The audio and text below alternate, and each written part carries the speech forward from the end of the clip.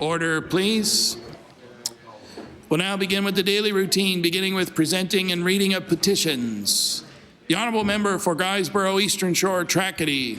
Thank you, Mr. Speaker. I present this petition on behalf of the member from Eastern Shore. Presently, 12 or more residents of the Eastern Shore are travelling to Halifax or Dartmouth to receive dialysis 2 to 3 times a week. Each scheduled treatment takes 4 hours or more, plus travel time. As a result of requiring these treatments, patients' lives are consumed and changed forever. Having a treatment unit in Musquodoboit Harbour would have the following impact for patients: less distance to travel in all kinds of weather, decreased travel times, expenses such as gas, parking, bridge tolls, and wear and tear on vehicles would be substantially reduced. Treatment would be provided in our own community. It would contribute to the mental well-being of patients who receive dialysis and their families, and it would give the residents of Dartmouth and surrounding areas another option to access treatment. We, the undersigned, request the Government of Nova Scotia establish a dialysis unit at Twin Oaks Hospital in Musquodoboit Harbour. The petition contains 300 names, and the member and myself have affixed our names. Petition is tabled. Presenting reports of committees. Tabling reports, regulations, and other papers. Statements by ministers. Government notices of motion. Introduction of bills. Notices of motion. Statements by members. The Honourable Member for Colchester North. Thank you, Mr. Speaker. The Canadian Engineering Competition is an annual competition that brings together 150 of the most innovative and creative engineering undergraduate students from across the nation. They compete against each other in design, consulting, presentation, and debate. Each competition category challenges its participants to identify solutions. In 2018, a team of 4 second-year engineering students from Dal University Faculty of Agriculture brought home the top prize for a second year in a row. Justin Thorne from Cooks Brook, Shannon O'Connor from Valley, Logan Miller from Truro, and Paul Diamond from Bible Hill won the junior design category at the competition. In a fictional scenario, the teams were required to design a lightweight material handling device for loading and unloading cargo from incoming ships. The design had to be capable of handling valuable cargo quickly and efficiently. The team built a hydraulic claw on a telescopic arm that impressed the judges. The students were awarded a cash prize, a trophy for the school, and medals and scarves for each team member. They also had a chance to meet with other engineering students across Canada. Mr. Speaker, we are proud to have excellent representations from our province. The Honourable Member for Pictou West. Thank you, Mr. Speaker. Mr. Speaker, I rise today to honour Sexual Assault Awareness Month. This month is a time to highlight how important it is that no survivor should feel alone, and to ensure that there are resources available to help them through what can feel like an impossible time in their life. High-profile court cases and social media campaigns like the Me Too movement have brought the topic of sexualized violence into everyday conversation in a way it has never been before. All of us have a responsibility to reflect on and change the way we think and talk about these topics in order to foster a culture of respect, equality, support, and most of all, safety. This Sexual Assault Awareness Month, it's time to work together and to recognize the systematic change that comes from many voices when united. Thank you, Mr. Speaker. The Honourable Member for Dartmouth South. Mr. Speaker, I rise today to recognize the Zatzman Sportsplex Community Association. The new Sportsplex in Dartmouth is arguably a gorgeous addition, but what makes it really special is its commitment to inclusion and to community. Leading accessibility aids such as the pool lift allow everyone to access the facility. Gender-inclusive washrooms mean everyone has a place, and programming focused on seniors and teens create opportunities for the most vulnerable community members to make use of this new space. The Zatzman Sportsplex is also focused on reducing barriers wherever possible. They offer popular teen takeover nights on Fridays, where the facility opens its doors, including the gym, free of charge to youth between the ages of 12 and 17. They also offer free track times, pay-what-you-can memberships, ensuring that as much as possible, everyone has access to the health benefits of the centre. Please join me in thanking the Zatzman Sportsplex Community Association for focusing on being true community leaders. The honourable member for Halifax Armdale. Mr. Speaker, I'd like to make an introduction. Permission granted. Okay, with us today in the East Gallery, I'm going to name a number of young girls that are here with us, but before I do, let me just say that they're members of the Sparks, First Highland Sparks. They're members of the Girl Guides of Canada, and they are learning about how to be engaged members of our community.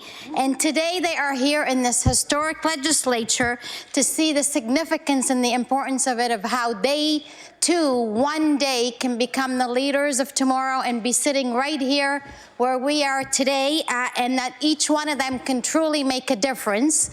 One more thing, and that is, as the Minister of Immigration, they wanted me to talk to them about how welcoming we are as a province in this province in Nova Scotia, and that we welcome people from every country. So I'm going to name them, and then I'll ask them all to stand and be recognized.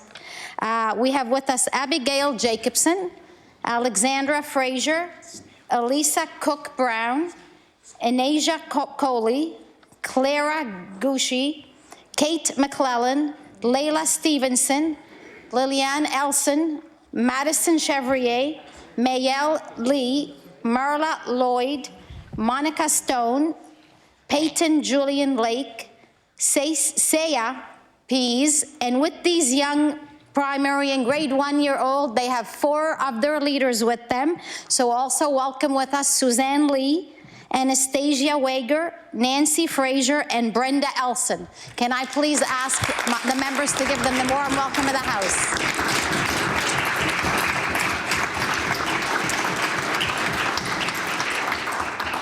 The honourable member for Bedford. Thank you, Mr. Speaker. Last Tuesday, we lost a quietly amazing Nova Scotian. Robert Boyd was only 50 years old. He battled cancer for 6 years, and he gave it a heck of a run. He was devoted to his wife Paula and his daughters Maya and Riley, but that doesn't tell the whole story of who Rob was. He would bring food to those recovering from illnesses repeatedly. When Rob was in the hospital receiving chemo, he saw many fellow patients struggling, so he bought gift cards for groceries and gas, and he left those cards at the unit to be distributed to those who were having a difficult time. Mr. Speaker, those people never knew who had purchased those cards for them. Rob was a devoted member of Bedford United Church. The sharing of his story on Sunday was a powerful reminder that we do indeed have the ability to reach out and help others. My condolences go out to Paula, Maya, and Riley, the Boyd family, and the Dealster family. Robert Boyd will be missed. The honourable member for Cumberland South.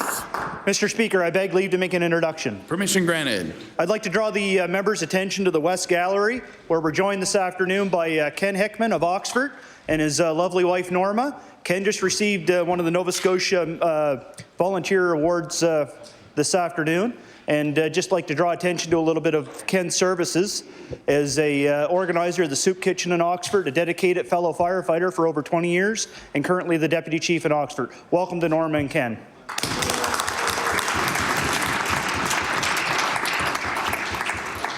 The honourable member for Queens Shelburne. Thank you, Mr. Speaker. Mr. Speaker, I rise today to congratulate the first of 2 individuals who have been selected as Volunteer of the Year representing the region of Queens municipality.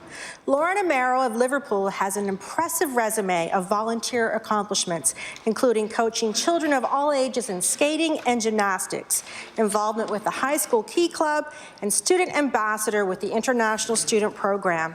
She also attended the Campeche Leadership Camp in Mexico, for which she raised $30,000 to be distributed in the community of Campeche. Mr. Speaker, I invite all members of this House to join me in congratulating this very committed youth volunteer with a willing attitude and a generous heart. Thank you, Mr. Speaker. The honourable member for Dartmouth North. Mr. Speaker, I rise today to congratulate all who participated in the 3rd annual Chili Cook-Off organized by the Dartmouth North Public Library. 7 organizations from Dartmouth North took part, each cooking a delicious pot of chili, hoping it would be named Top Chili for 2019. Community members were the judges, and each person was given a tray of 7 small bowls served at the table by members of the Halifax Fire Department Highfield Park Station. Mr. Speaker, I tried them all, and the decision was very tough. They were all really good. However, the democratic process was invoked, and the top 3 chilies were honoured. 3rd place went to the awesome HRM recreation staff that work at the Dartmouth North Community Centre. 2nd place went to the cooking team at the Dartmouth North Community Food Centre. And top prize went to the awesome team of community police officers working in Dartmouth North at the Demetrius Lane Community Office. Congratulations to the staff at the library for organizing the fun and promoting another terrific community event in Dartmouth North. The honourable member for Clare Digby. Thank you, Mr. Speaker. We ask much of our volunteer firemen. In addition to their emergency calls, they train for emergencies as well as fundraise to ensure that the fire department has the equipment they need. Then there's the weekend of January when the calls to the Digby Fire Department just did not stop. They were first called out Friday night to a fire in Marshalltown and Saturday to a fire in Digby. That Saturday night, during a deluge of rain, they received 6 calls about flooding basements. Unlike some fire departments, the Digby Fire Department will respond to these calls in hopes of minimizing the damage of the flooding.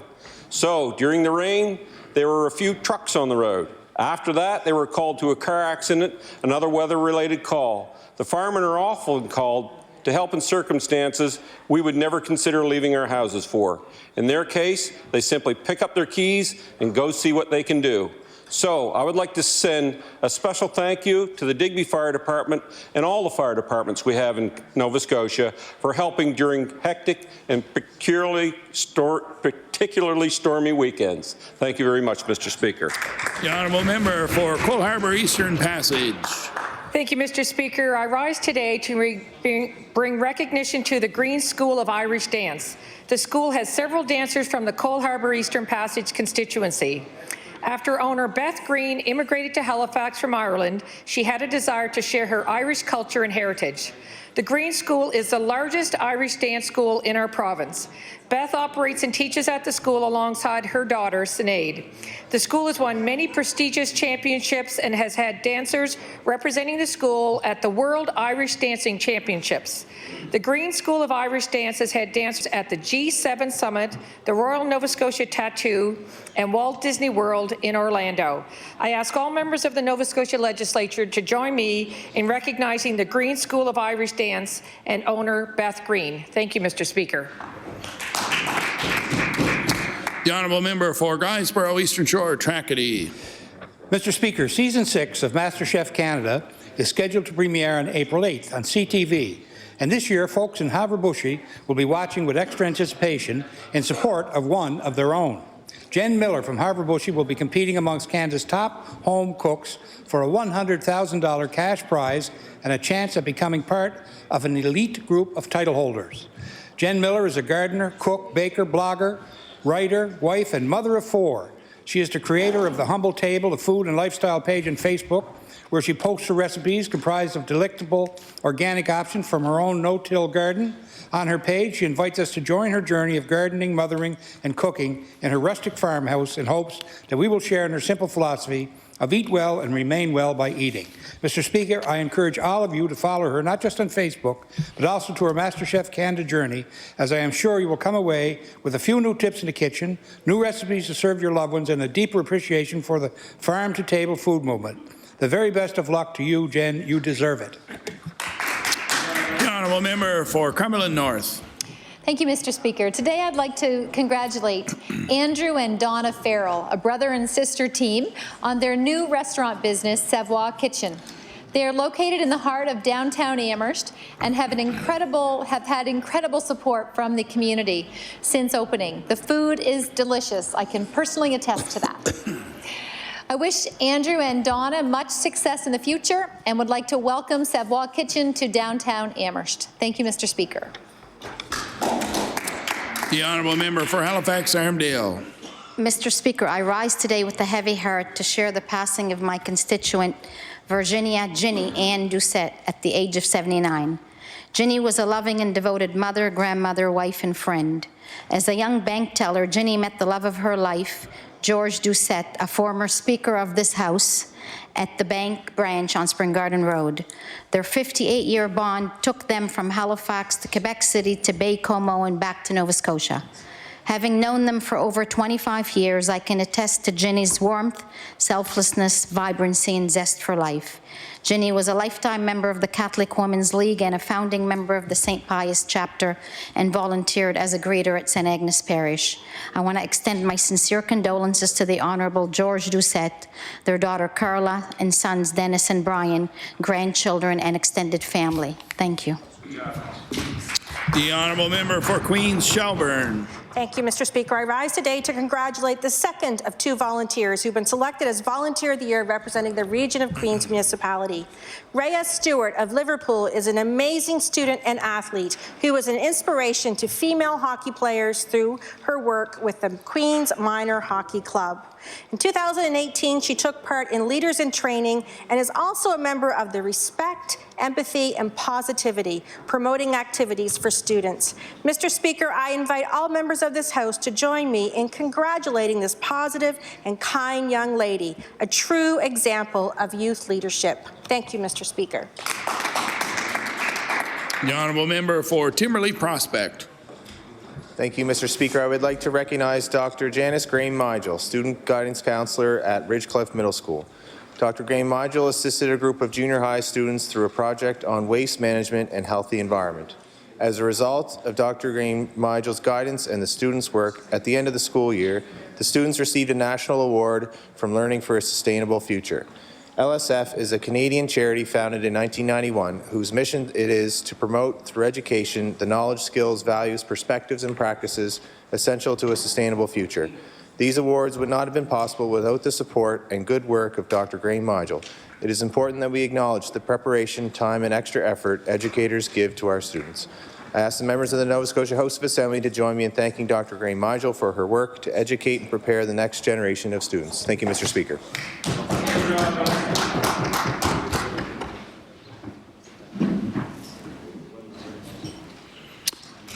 We'll now move over to the Deputy Government House Leader.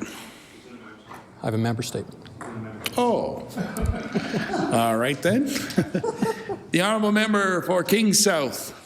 Thank you, Mr. Speaker. Mr. Speaker, it was 20 years ago on this very day that the map of Canada was redrawn. On April 1st, 1999, the beautiful Canadian Arctic landscape above the tree line was severed from the Northwest Territories to create the territory of Nunavut. Nunavut was created as part of the Land Claim Agreement negotiated with the Government of Canada by the Inuit Tapiritsat Kanitama on behalf of the Inuit of the Canadian Arctic. In September 1992, negotiations were completed, and on July 9th, 1993, the historic Nunavut Land Claims Agreement Act and the Nunavut Act were passed by the Canadian Parliament. All Canadians should be very proud of our country in the creation of Nunavut. This was the largest land claim in Canadian history and created a homeland for Canadian Inuit encompassing 1/3 of the landmass of Canada. I ask all members of the Nova Scotia House of Assembly to join me in wishing all Nunavutmiut a happy 20th anniversary of the territory of Nunavut and wish them the brightest of futures. Thank you, Mr. Speaker.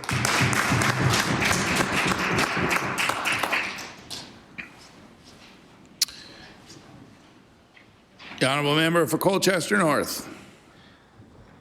Thank you, Mr. Speaker. I would like to make a statement to all members of the House. I had an opportunity on Saturday to attend the funeral of Skylar Blackie. As you would recall, our Premier read a resolution in the House on Friday, and I was pleased to say in my comments that all members of the Legislative Assembly supported that resolution, and it was a group of, a gathering of over 2,000 firefighters and community supporters who were there to support Aaron and to say thank you to Skylar. And so I was very proud on behalf of all of us here to represent the 51 members and give them our notion, our feeling of support, gratitude, and condolence.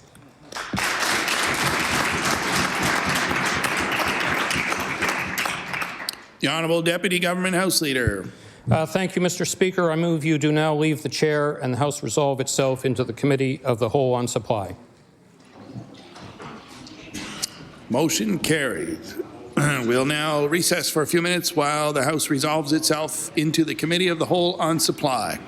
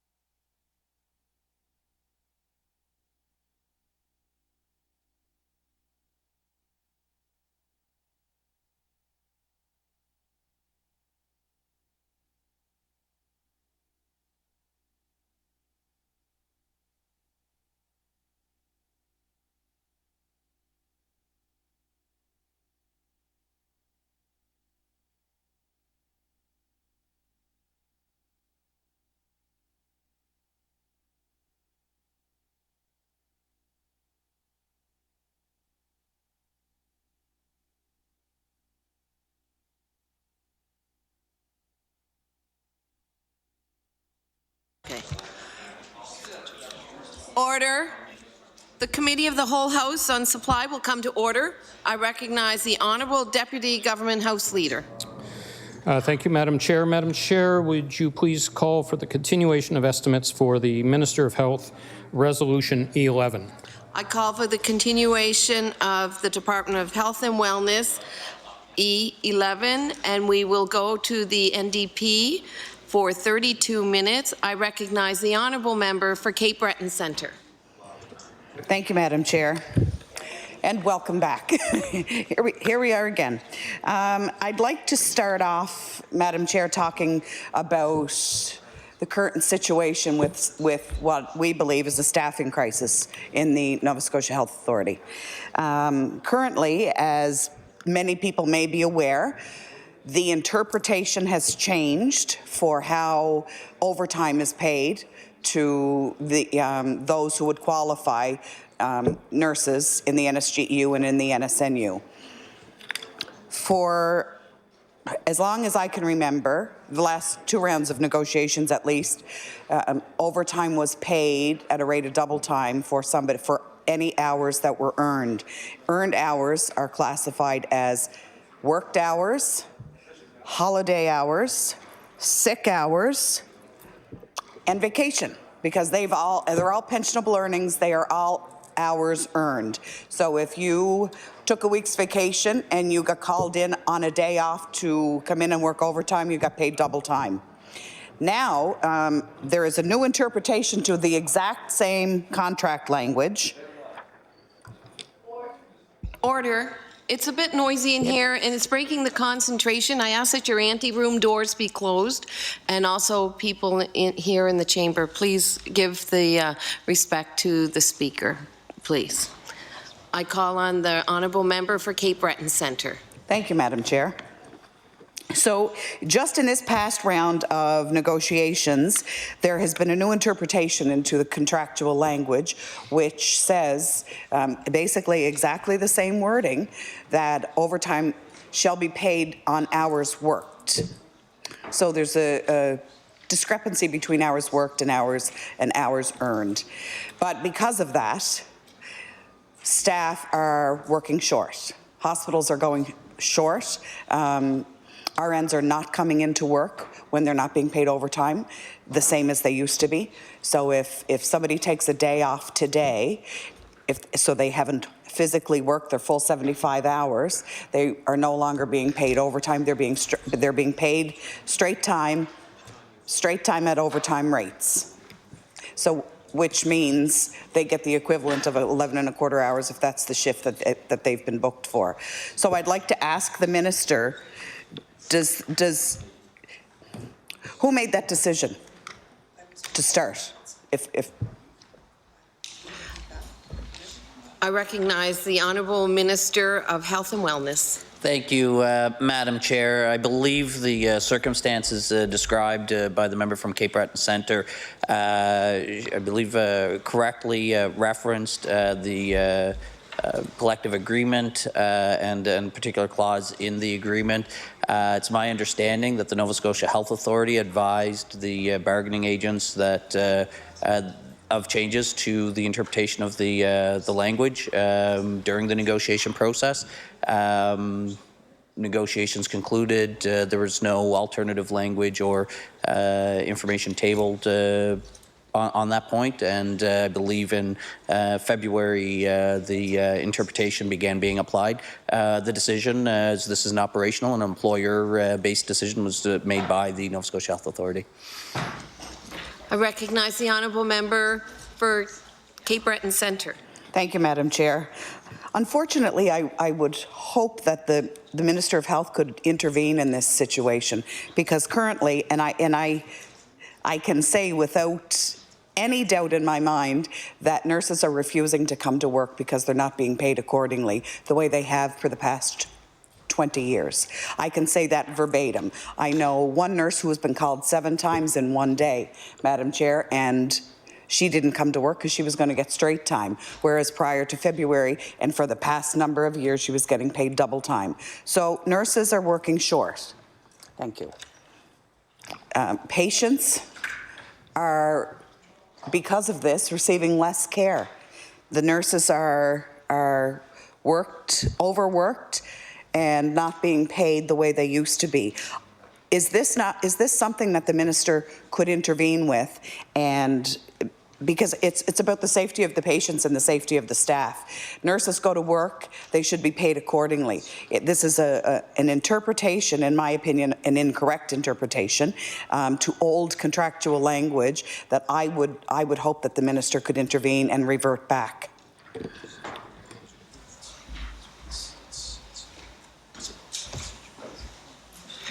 I recognize the Honourable Minister of Health and Wellness. Thank you, Madam Chair.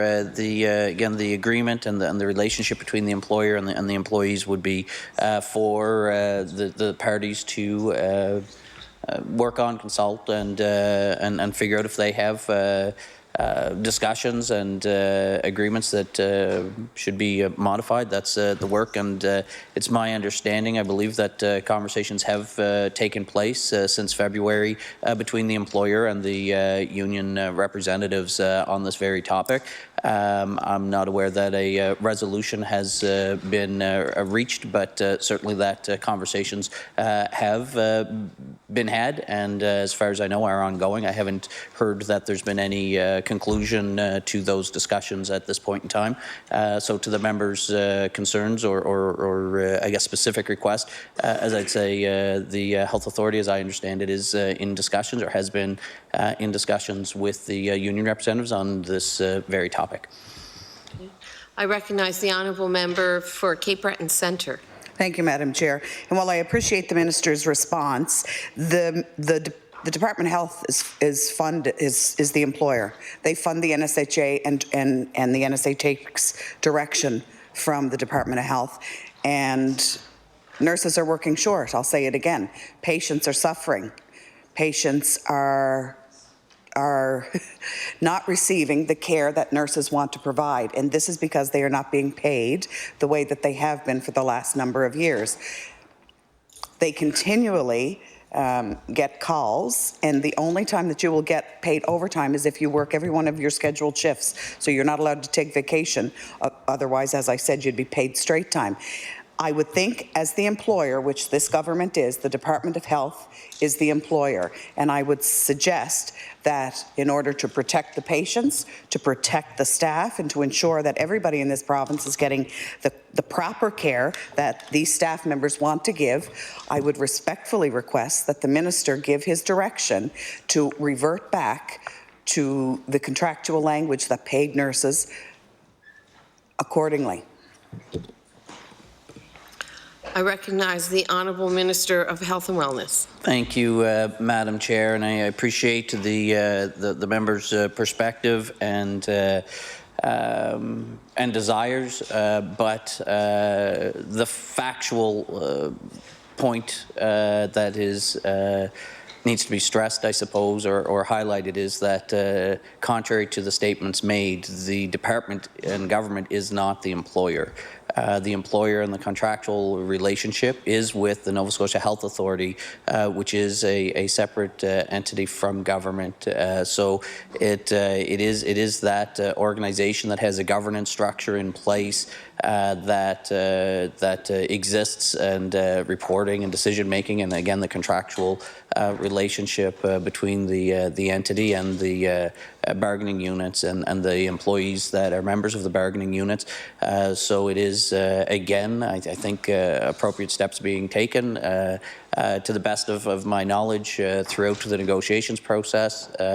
As far as I've heard, the authority has followed the bargaining process, advised of their intentions around this particular interpretation of language, and implemented per that process after the collective agreement was negotiated and ratified. Subsequent to that point in time, it's my understanding the discussions between the Health Authority and the bargaining units for the nurses have begun, and to the best of my knowledge are continuing. I haven't heard that there's been a conclusion to those discussions. discussions. So I think the discussions are taking place between the appropriate entities, that is the employer, the Nova Scotia Health Authority, and the bargaining units. I think that's the way that the labour process dictates should take place to rectify if there are concerns being raised by employees on the front line through their bargaining units, the unions that represent them, and then to the employer. And the employer has a responsibility to assess the information being brought to them, along with the mandates that they have to deliver care to the patients in the healthcare system and make the appropriate decisions from that point. So again, as I've mentioned to the member, I believe, Madam Chair, those discussions are ongoing. What the conclusion will be, I think that's something we'll wait until the end of those discussions. I recognize the honourable member for Cape Breton Centre. Thank you, Madam Chair. And while I'll agree to disagree with the Minister, I remember several late-night negotiations at 4 or 5 in the morning when funding couldn't be completed until somebody from government was in the back room somewhere saying yay or nay to the deal. So it may not be the direct employer, but the government is the funder, and the funds don't flow through unless there is somebody from government in a back room saying yes or no. But regardless, I'm wondering if the minister was advised of this change prior to, or just, did he have any input, or did the minister have any input? I recognize the Honourable Minister of Health and Wellness. I guess just to that one point about funding, that is correct. The government does fund the health authorities. That's their primary source of revenue, as we know in the budgeting process. You'll see the vast majority of the Department of Health and Wellness budget is actually a grant to our health authorities, the NSHA and the IWK. So despite the portion that the member from Cape Breton Centre indicated we agree to disagree, that's a point that we can agree on. It is the factually accurate statement. But I would also clarify or highlight to that member that at the end of the day, when government is funding a program or service, it is the taxpayers of Nova Scotia who are ultimately the ultimate funder, not the government, because the primary source of revenue, Madam Chair, for government to invest in our healthcare system are the taxpayers, those very same patients that rely on the care. And of course, it is a responsibility and mandate to work between those and find the right balance to ensure that we are funding appropriately and adequately to provide the care, but not funding more than the necessary amount. So the goal is to fund at the appropriate levels, Madam Chair, and I think that's the effort within all departments of government to ensure that taxpayers, the ultimate funders of government programs and services, are being expended appropriately. As far as this particular policy position, again, these are through the negotiations that took place between the employer and the bargaining agents. This was not a level of detail in terms of their policy positions that I had any direct engagement or conversations with during the negotiation process. I recognize the honourable member for Cape Breton Centre. Thank you, Madam Chair. So I'd like to move on now and start talking about emergency rooms, Madam Chair. I'd like to talk to the minister about the emergency room visits. How many emergency room visits do we experience across the province? How much do we budget per emergency room visit when somebody is there? And what does this budget provide for or allow for every emergency room visit across the province?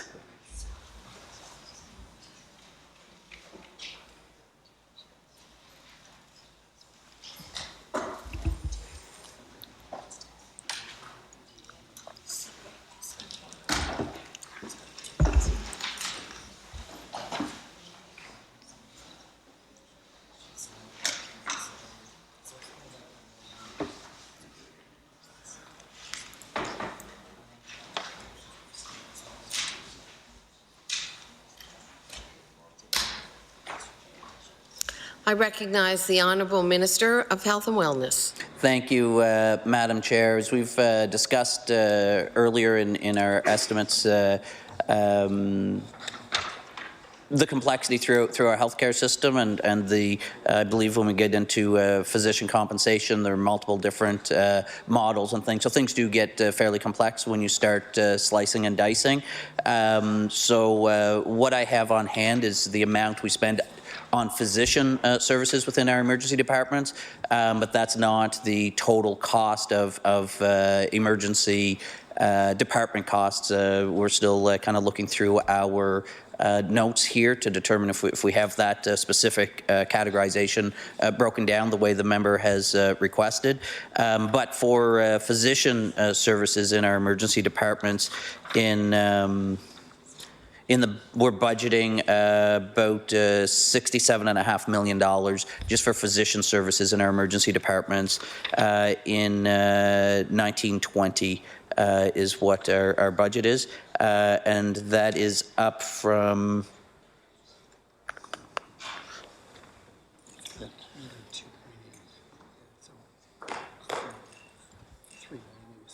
that's an increase of about $3 million, just about $3 million from the previous year for physician services in our emergency departments over last year. I recognize the honourable member for Cape Breton Centre. Thank you, Madam Chair. So I guess to be clear then, the Minister doesn't have the information here on what's supposed to be provided in the budget per person for the emergency room, or what is to be provided in that budget to the person when they show up at an emergency room.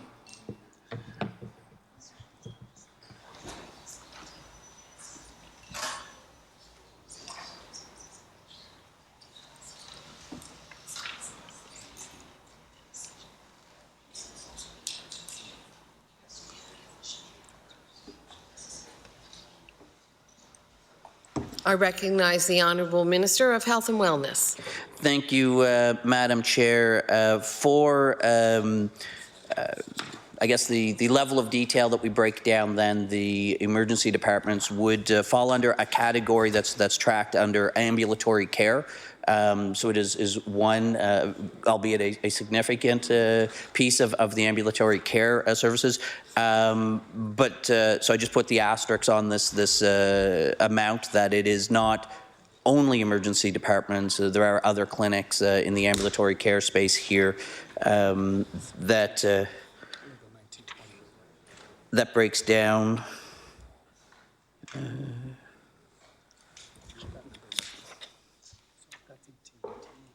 Okay, so the amount here for the 1920 for all ambulatory care budget for 1920 is $250 million, just over $250 million. That's an increase over the 2018 budget by about a $25 million increase. And that's for just the Nova Scotia Health Authority. There's another $30 million being invested at the IWK ambulatory program as well. So that's a total system ambulatory program of about $280.5 million. Again, the increase over the previous year's estimate would be just over $25.5 million increase in investments in our ambulatory care programs. These costs that fall into these ambulatory care, of which emergency departments would be part of, again, exclude the physician costs, which I previously noted for emergency departments runs at about $67.5 million. So if you add that into the 280.5 plus 67, you're over well over $300 million in emergency plus a few other ambulatory program services. I recognize the honourable member for Cape Breton Centre. Thank you, Madam Chair. I'm wondering if the Minister is able to break that down for us, the ambulatory care budget, and what categories. I realize that, Madam Chair, many clinics are run out of ambulatory care, as well as Emerge, but if you could break it down and be more specific and what categories it would cover? I recognize the Honourable Minister of Health and Wellness. Yeah, again, this is the level of detail I have here for the Department of Health and Wellness's budgeting purposes. Again, I know the members interested in this level of detail, which again aligns with the Nova Scotia Health Authority's level of detail in budgeting as they break down their operations. So the ambulatory is the category that we break down in the department for the data. We certainly work with the health authorities. They build their budget and come up with their year-end data points. So when we have the information, we'll see if we can get over to the members' caucus or to the member directly. But I don't know that I'll have it here as part of estimates, but we'll take a look and see what we can do. I recognize the Honourable Member for Cape Breton Centre. Thank you, Madam Chair, and I appreciate the response from the member or from the minister.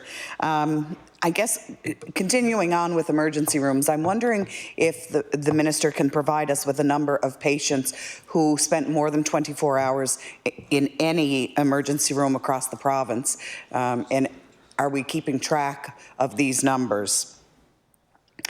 I guess because to try to keep the knowledge and the awareness of the workflow and how many patients are actually inpatients in the emergency room. There were 2 instances we were informed of the other day, Madam Chair, where there was 23 admits at the Cape Breton Regional Hospital in the emergency room. They only have 23 emergency room beds, but and the next day they had 19 admits. So I'm wondering if this is something the department tracks and can provide for us.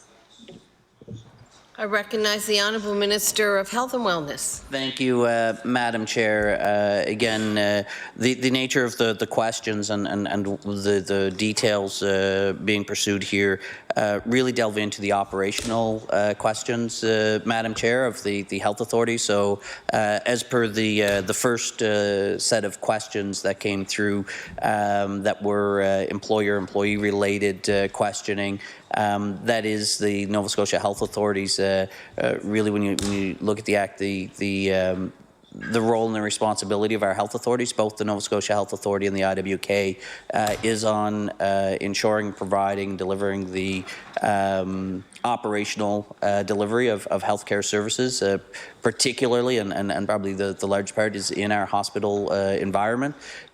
So certainly I can assure the member that data on hospital visits through our emergency departments, etc., are tracked by our health authorities, but that's not the level of detail and data that I have bring in for estimates in the budget process.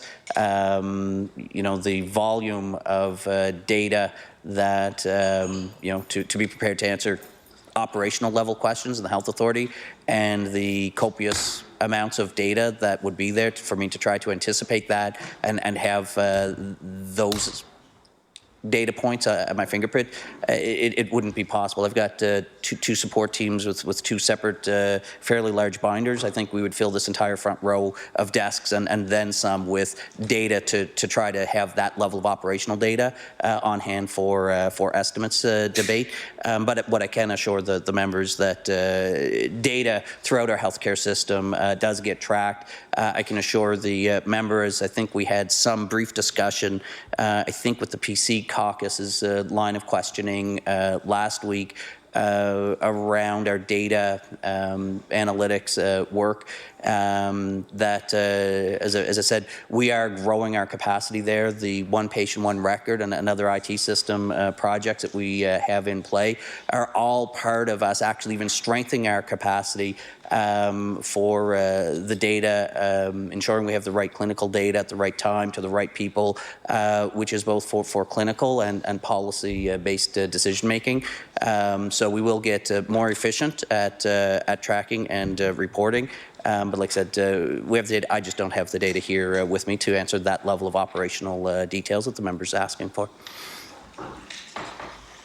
I recognize the Honourable Member for Cape Breton Centre. Thank you, Madam Chair. So I wonder if this is something that the Minister would be able to provide us at a later date, and would it, and I'm new to this game, so I don't know, but would it be pertinent to have somebody from the NSHA here with these kind of statistics just to add to the mix, and if not, maybe, like I said, the minister can provide us with the information later. I recognize the Honourable Minister of Health and Wellness. Thank you. Again, Madam Chair, I think, again, it's to have the capacity to anticipate, the estimates debates that we have are across the board. It is the starting point is around the budget piece, and then obviously our discussion delves into what are the drivers behind some of the budget pieces. But to anticipate, the copious amounts of data that gets collected to know exactly which pieces of details. I think the process by which we follow now, which is, the question comes in, if we don't have the data, we certainly endeavour to track it down and provide it to the members when they have a specific inquiry that delves in a bit deeper. So again, we'll get it back as soon as possible. It really just boils down to the specific request and if if the request is in the same format or structure or categorization that's already being tracked, because again, sometimes you're tracking data in a particular way that doesn't exactly match the way that the question comes up. So we'll endeavor to strike the balance between the specific inquiry and the way the data is tracked so that we can get at least a balanced piece in between. So I think it's fine, Madam Chair. I'm certainly comfortable if the member is to continue asking the questions. If I don't have the data, I'll certainly advise, and in those instances where I don't have the data, we'll again confirm that we'll dig in, and I'm taking some notes here. So right now, the specific breakdown of the ED cost estimates broken out from the the higher level ambulatory care, which is what I have, but we'll endeavour to pull the ED specific, and then the members' follow-up question, which is the specific ED visits, and I believe those who have stayed for inpatient over 24 hours, I believe, was her definition of the inpatient piece. So we'll, again, just pull off after estimates and engage with the Nova Scotia Health Authority to just cross-reference the data they do have, and we'll bring that back to the member, either on the floor or on the side. I recognize the Honourable Member for Cape Breton Centre. Thank you, Madam Chair. Continuing on with emergency rooms, I would like to ask the Minister how much money was spent last year for travel nurses? How much is budgeted for travel nurses, and where could we find that in the budget?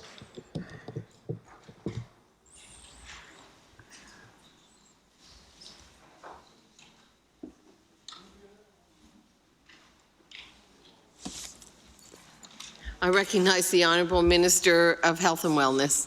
Thank you, Madam Chair. I appreciate the inquiry, and I don't mean to be flippant with the response, but I guess following the trend, and I think members who are as you're listening to this debate, you can see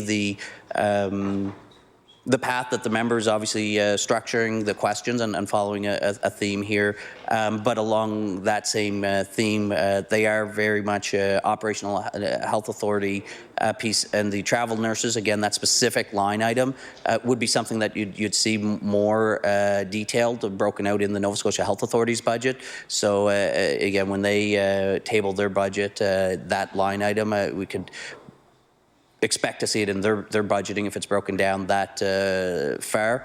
But usually, again, in budgets, particularly as large and extensive as the health system, you have generally higher level categories that are broken down. I don't know that you'd actually have a line item as visible, but certainly the data would be tracked. So we'll contact the health authority and pull that data point for the member from them in their financial system. I recognize the Honourable Member for Cape Breton Centre. Thank you, Madam Chair. I wonder, I'd like to ask the Minister, are those numbers available publicly?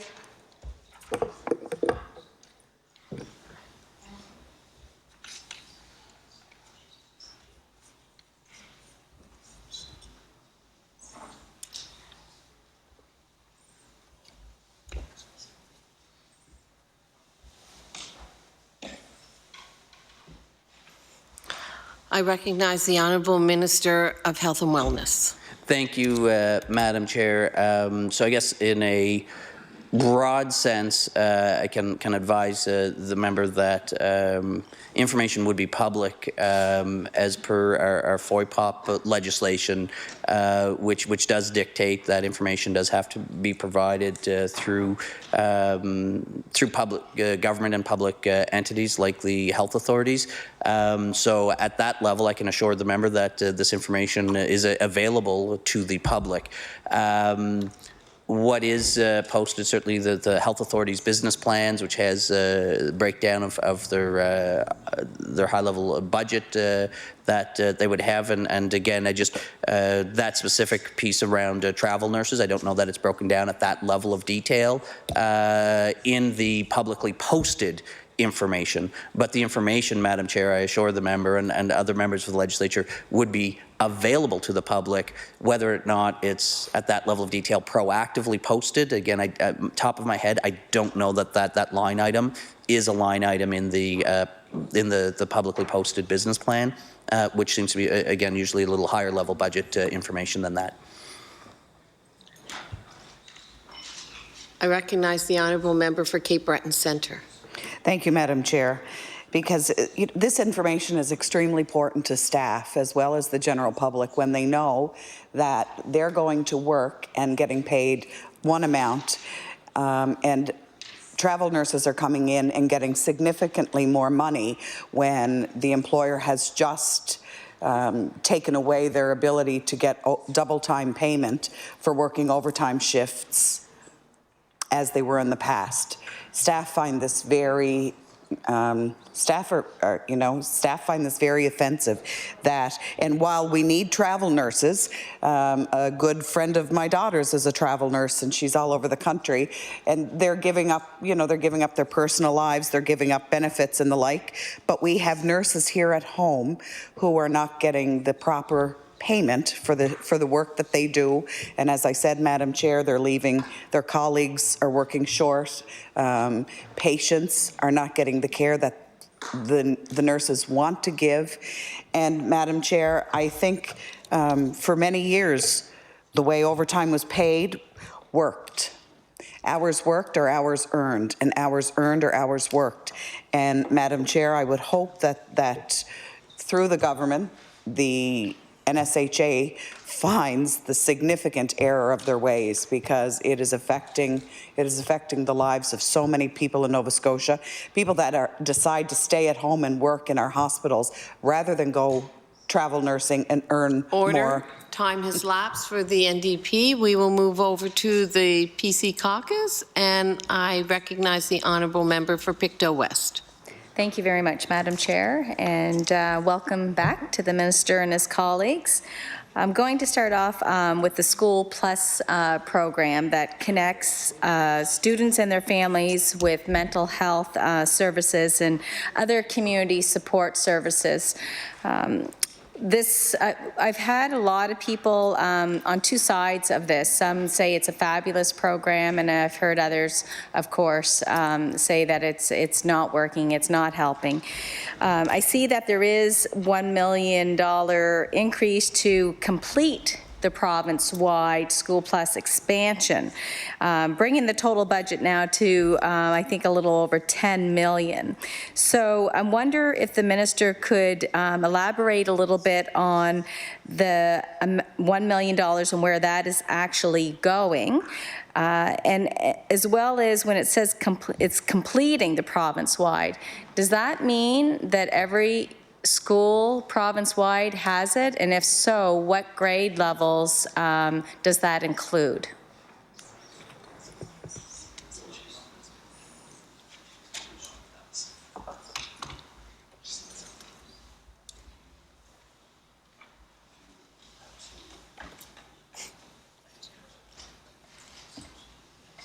I recognize the Honourable Minister of Health and Wellness. Thank you, Madam Chair, and I guess to the policy, the philosophy behind Schools Plus, I can, I guess, put it into this context, because the Schools Plus program is not a program that was developed by our government, but I can advise the member and others, just to put it in context. I remember the very first school board meeting I ever attended It was in the spring leading up to the school entry. So it was the spring before my first child entered the school system. And I remember during that particular school board meeting, one of the board members from my community, not representing my specific community, but from Annikanish, did bring up the topic. I think one of the agenda items did bring in Schools Plus, and that was the first time I had heard of Schools Plus as a model, and that individual school board member did highlight and stress how valuable they felt the program was, but the big challenge was actually getting it implemented so that it would provide that consistency in implementation, that you felt that the inconsistency of schools having it or not having it, so that community members and students and parents would know that these services, and for those who aren't familiar with Schools Plus, it's just that. It's attaching more to our schools, more than just education. It's bringing really the social, kind of the social departments of our government services to bear through our school system. Because, again, access is sometimes a barrier. People knowing about the ability to access or knowing how to access services, and whether those are health services or social services or in some cases justice services, and recognizing that sometimes there are relationships there. When you engage in healthcare and you look at the social determinants of health, often there are social programs and services that can help improve or enhance the health outcomes for individuals. So recognizing that there is relationships between these different services in our social programs being delivered, I believe, as I understand it, that was the premise developing the Schools Plus model. So it has rolled out. We as a government certainly took an active role and a commitment to invest and roll it out to province-wide, so to start answering the specific questions of the member, Madam Chair. Her statement is correct. Not all schools have Schools Plus. The current, I believe, coming in as of today, plus or minus, I don't know the exact date when this number came, but 327 schools have access to Schools Plus, and when it rolls out, it'll be 371, I believe, should be the full complement of our schools within the system. The way that it does work is there are key hub sites within some community districts or school districts, and that a councillor, some people may be at, and then they branch out and support the other community of schools sometimes. So there's slightly different models, but they ensure that the Schools Plus services are available to all of the schools. Where and how they're actually structured might look a little bit different. But it is designed to ensure that the social programs, such as facilitators and social workers that would be there, mental health clinicians that are available there, as well as community outreach workers that are available to support those relationships and the work. And a big part of what they do is also, again, not just the services they provide directly, but the navigation of the services when there's more acute or advanced conditions that they would support and address with those services and delivery of services and supports that they can provide, but also it's that linking back into other programs and services that the departments, whether it's justice, Department of Community Services, education, health and wellness, or what have you, may have, that they can then connect into supports and programs there. So the $1 million is although we frame it and target it as health because it provides health-related supports, which the Schools Plus does, as I noted, even the social programs and the social workers supports. That's part of again, addressing social determinants of health and having positive health outcomes. That's why in the budgeting structure and flow, it's broken out and flagged or identified under the health services, but I believe the $1 million itself is under the education budget, rolling out the Schools Plus itself as an overall breakdown. But again, I believe the funds there are going to complete the expansion to those to ensure that the supports are available to those remaining schools across the province. I recognize the honourable member for Pictou West. Thank you, Madam Chair, and I thank the Minister for all that information. So just for clarity, because maybe it's a question that I should be asking the Minister of Health, but so my understanding is that the Minister has indicated that this program is not in all regions within the province, but yet what I'm reading here is that the $1 million investment was to complete the province-wide program. So it may be easier for me to ask what schools in our province or regions do not have access to this program?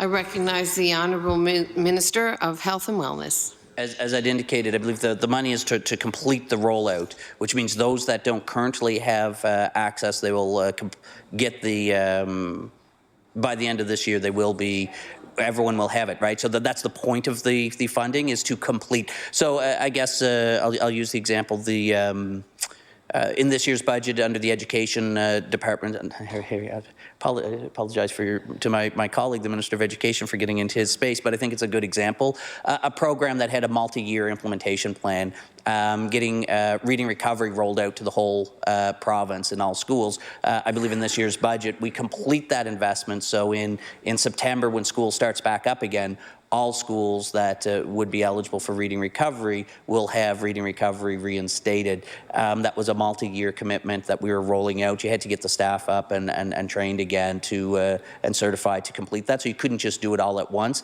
It did have to be phased back in. The rollout and expansion of Schools Plus was a similar type of thing. I believe it's available kind of generally in all regions. If you think former school boards and so on, I believe it was available in all regions, but not all specifically all schools. As this implementation completes this fiscal year, all schools should have access to the Schools Plus services throughout the province. Again, recognizing that there are certain schools that have that act as hubs and may have some enhanced services that continue to support their sister schools as a community of schools, kind of hub and spoke model to make sure that we're maximizing the availability and use of the clinicians there. But all schools will have access to the Schools Plus programming this year. That's what the purpose of the $1 million is. I recognize the Honourable Member for Pictou West. Thank you, Madam Chair, and I thank the Minister for clarifying that. Staying on this same topic, though, with regards to Healthy Minds Nova Scotia, with the initiative to supply support in universities and NSCC, I'm wondering, with regards to the online peer support and the professional telephone counselling, I see there's a $600,000 investment made in this budget. So I'm wondering where the $600,000 is going, and as well, who is contracted out to provide the telephone counselling? I recognize the Honourable Minister of Health and Wellness. So that particular post-secondary program was a program embarked upon through the Department of Labour and Advanced Education with their university post-secondary institution partners.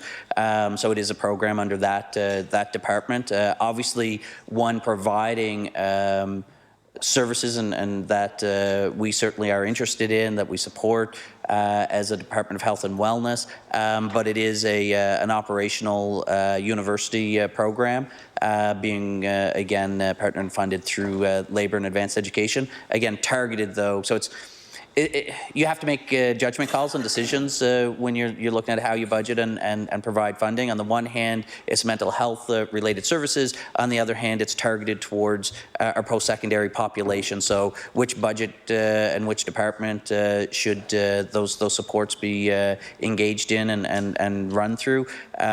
Really, the LAE is the department that maintains the relationship with our post-secondary institutions, and it would be the post-secondary institutions that would be again, operational and delivering and connecting on their campuses. So it kind of makes sense for this ease of relationships and the discussions that would be taking place is to keep it within the LAE department with the post-secondary institution. So that's where the details of that program would be housed. I recognize the honourable member for Pictou West. Thank you, Madam Chair, and I thank the Minister for clarifying that last question as well. So, Aberdeen Regional Hospital is located in Pictou Centre, and of course Pictou County has about a population of 46,000 people, but we know a number of people across this province go there for hip and knee surgery, and I often hear that there is more opportunity to perform more operations, but what I understand from surgeons there is that they just don't have the knees or the hips the equipment to perform more surgeries, but certainly there's hours there in the surgery room to perform more operations. And I see that there's a $2.2 million increase to improve access to hip and knee replacement surgeries for a total of a little over 17 million. So I'm wondering what portion does the Aberdeen Hospital get now for hip and knee replacements, but what will they see? Will they see an increase in their budget out of this new investment that is being made? Thank you. I recognize the Honourable Minister of Health and Wellness. Thank you, Madam Chair, and I thank the member for the question. And I apologize if the response is a little longer than she would expect. I'm going to try to be as concise, but again, kind of like the Schools Plus thing, it ties into some policy things that explain the numbers. So first off, I'll state I don't have the breakdown in terms of where it goes on a hospital by hospital basis for that specific level of program detail. She's correct. It's just over $17 million that we committed to the initiative, the program around orthopedic improvements that we committed to just over a year ago. It was, I believe, in October of 2017 when I announced, actually just downstairs, we held the announcement that we were embarking upon a committed program with the investment as well as some procedural changes to help enhance the delivery of hip and knee surgeries to move us in the right direction, to bring us towards the benchmark, establish the national benchmark around hip and knee replacements. What we've seen is an increase in our delivery of hip and knees. Last year, between October and the end of fiscal year, it was really predicated on structural changes within the ortho program. And what I mean by that is it was about evaluating or establishing and looking at our ortho program for hips and knees as a provincial program.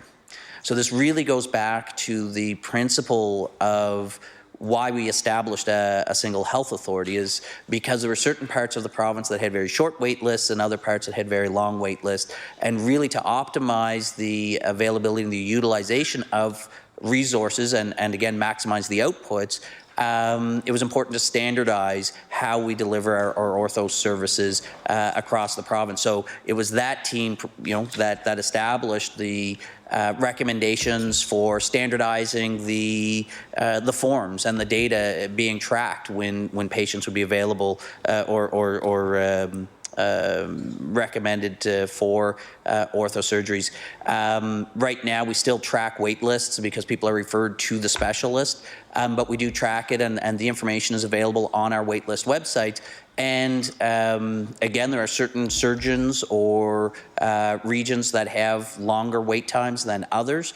Nova Scotians who may be willing to travel to another part of the province could ask to be referred to a different surgeon or location based upon what they see as the wait list and can use that. And what you see then is a leveling or balancing of our wait lists within the province, and that's part of the anticipated improvement is by stabilizing that way.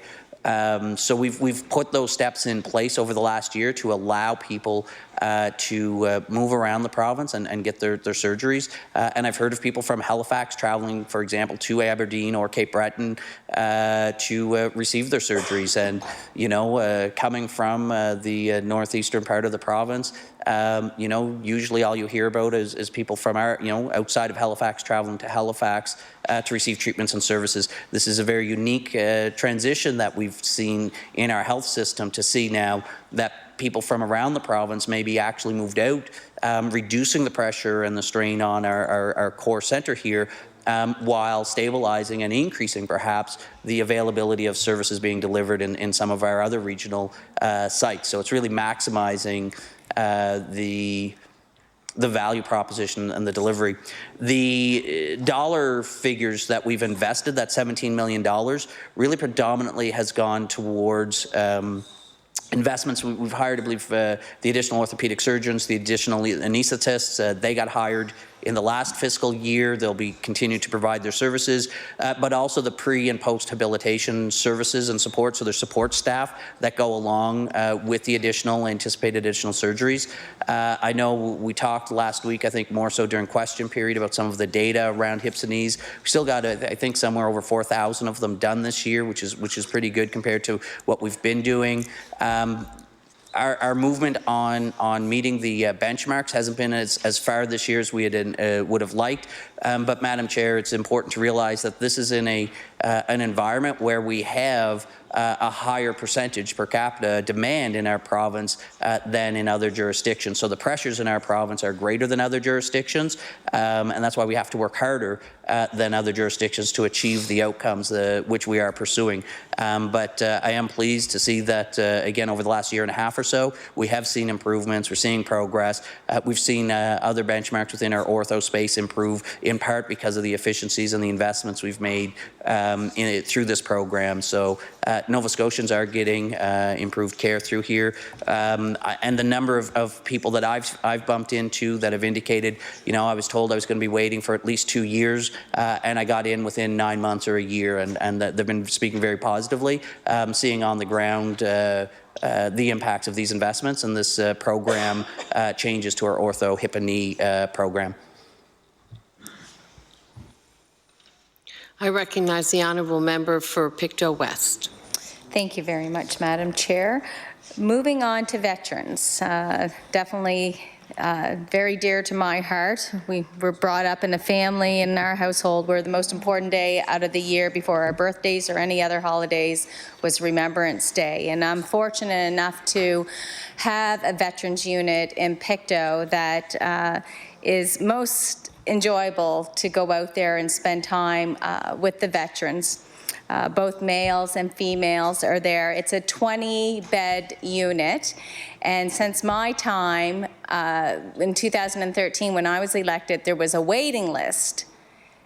Now that 20 unit bed is down. There's only 13 veterans there, so we have 7 empty beds. And I realize this is federally operated. However, I had written a letter and requesting some attention to this unit, and this summer Seamus O'Regan did make a visit to the unit, and I received as well a letter from the Honourable Jody Wilson-Raybould, and with regards to the fact that those beds should be and could be filled if the provincial government wanted to pay for those beds. So, for example, while we have a long list of individuals waiting for long-term care facilities that are obviously using up beds at the Aberdeen Hospital, which then creates the overcrowding in our emerge department, those individuals could be moved to the Veterans Unit. As well as my hope is that I understand that there is potential, or they may have decided since this letter, that anyone who served in Afghanistan can also access these beds. So I guess I would just like the minister to perhaps provide what he knows about the availability to expand beyond the Korean War. veterans so that all people that serve for our country know that they will be looked after. And as well as, why are we not tapping in as a province to use these beds so that we can free up other acute beds in regional hospitals? So that would obviously help with the decreasing the overcrowding in emergency departments.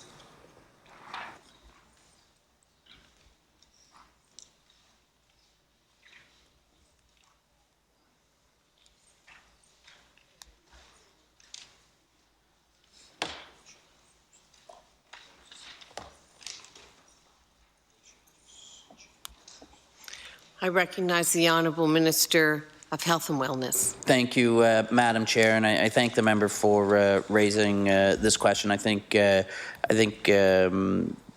Nova Scotia and our collective interest, I think all parties, all members of the legislature, I believe we're one of the only and possibly the only provincial jurisdiction that has a Veterans Affairs Committee. Again, a committee that's, I think, a privilege for the members in this legislature who sit on that committee because it's important. Nova Scotia, as a jurisdiction, I believe has the highest number of veterans per capita by a fair margin in the country. So I perhaps that's one of those reasons, because we have so many veterans in our communities that we're able to continue to fulfill our November promise to remember, and I think again I do want to thank the member, Madam Chair, in all sincerity for bringing the theme and these questions to the floor. To the question of long-term care and the beds within our facilities. So I guess as the member noted, there's been some turnover in the federal minister's office for Veterans Affairs. I can advise I had a very good working relationship with Minister O'Regan. We met on several occasions to discuss various health-related themes about the veterans. He was quite receptive to our conversations, and we worked on and continue to work with the department. I'm working to build that same relationship, Madam Chair, with the current Minister McCulley from PEI. So that again, that just. I know how much time it takes to transition into a new department, and so I do look forward this spring, summer to connecting with the new minister to continue these conversations and see what and how and where our departments intersect and where we can perhaps achieve more working together than working in our distinct separate silos. So that was kind of the nature of the conversations with Minister O'Regan on a few files. So I look forward to continuing the discussion with our federal partners and seeing where we can do things and not worries as much about the jurisdictions, but better about more about the outcomes. The specific question around the policy positions of the federal government. So as far as the decisions for those veterans beds, they are federal funded, federal programs that they establish their parameters for eligibility for the beds for their facilities and the beds that they are paying for. So I'd have to I mean, the same as the member, follow up with the federal department to verify what their current eligibility criteria are. Really, it's that the NSHA, the health authority employees that are providing the services are paid by the federal government for those services, but they're really outsourced. From the federal government is paying them. So the policy position on it is driven strictly by the federal government. We have seen, though, some changes. I know the policy changed in the fall to expand availability at, for example, Camp Hill up in the city to some I believe some allied veterans were invited and given the opportunity to move into beds. I think that was an expansion of their interpretation of the policy that the federal government agreed to. So there are, I think, has been seen some progress there. And as far as health authority making use of beds that belong to the federal government, I believe in some instances around the province that does take place from time to time. And you know, when they have pressure points within the system and they're able to, if they know that there's a vacant bed, connect with. And I think the dialogue and the relationship between the health authority and Veterans Affairs is pretty good in that regard, and they try to maximize and meet the needs of both parties to ensure the best use of the resources that are being provided to care for our veterans and other seniors across the province. I recognize the honourable member for Pictou West.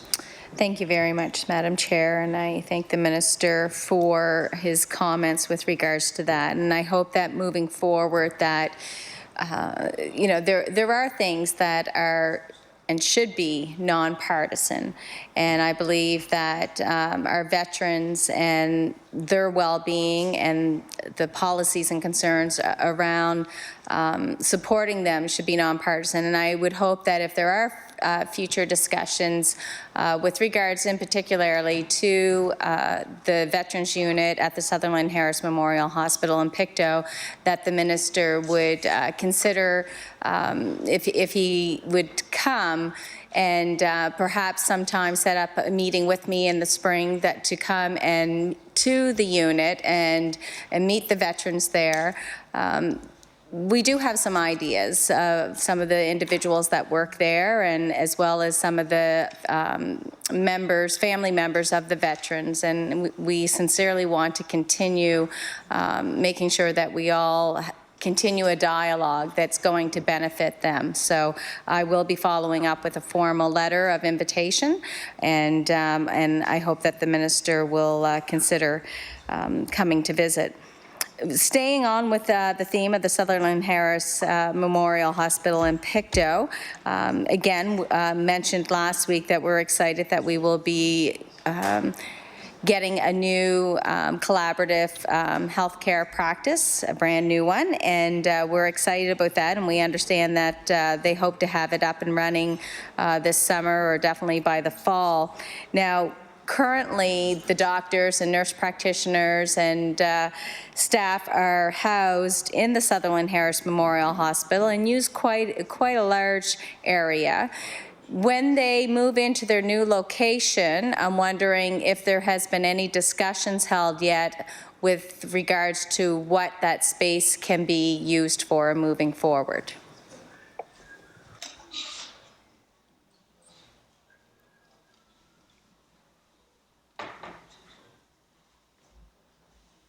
I recognize the Honourable Minister of Health and Wellness.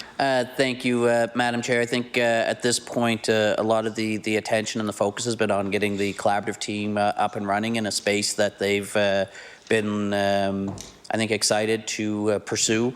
And that's been kind of a focus, stabilizing the availability of practitioners for the community and possibly opportunities to again expand primary care supports and services in that community. And just on the same theme as the member noted, she had some questions before. I think one was whether there's one physician that wasn't officially part of, but they were co-located. I have confirmed, I believe that that individual is moving as well, so that they stay as a co-located, even though not formally part of the. So the design is contemplating or taking into consideration the desire of that individual to be in the same physical location. So that was the information I received over the weekend, subsequent to that earlier question. I recognize the Honourable Member for Pictou West.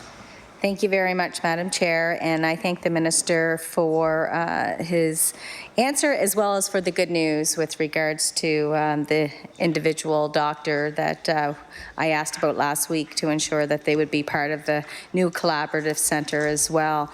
So with regards to no discussions yet being held with what this empty space will be used for, I definitely have some suggestions.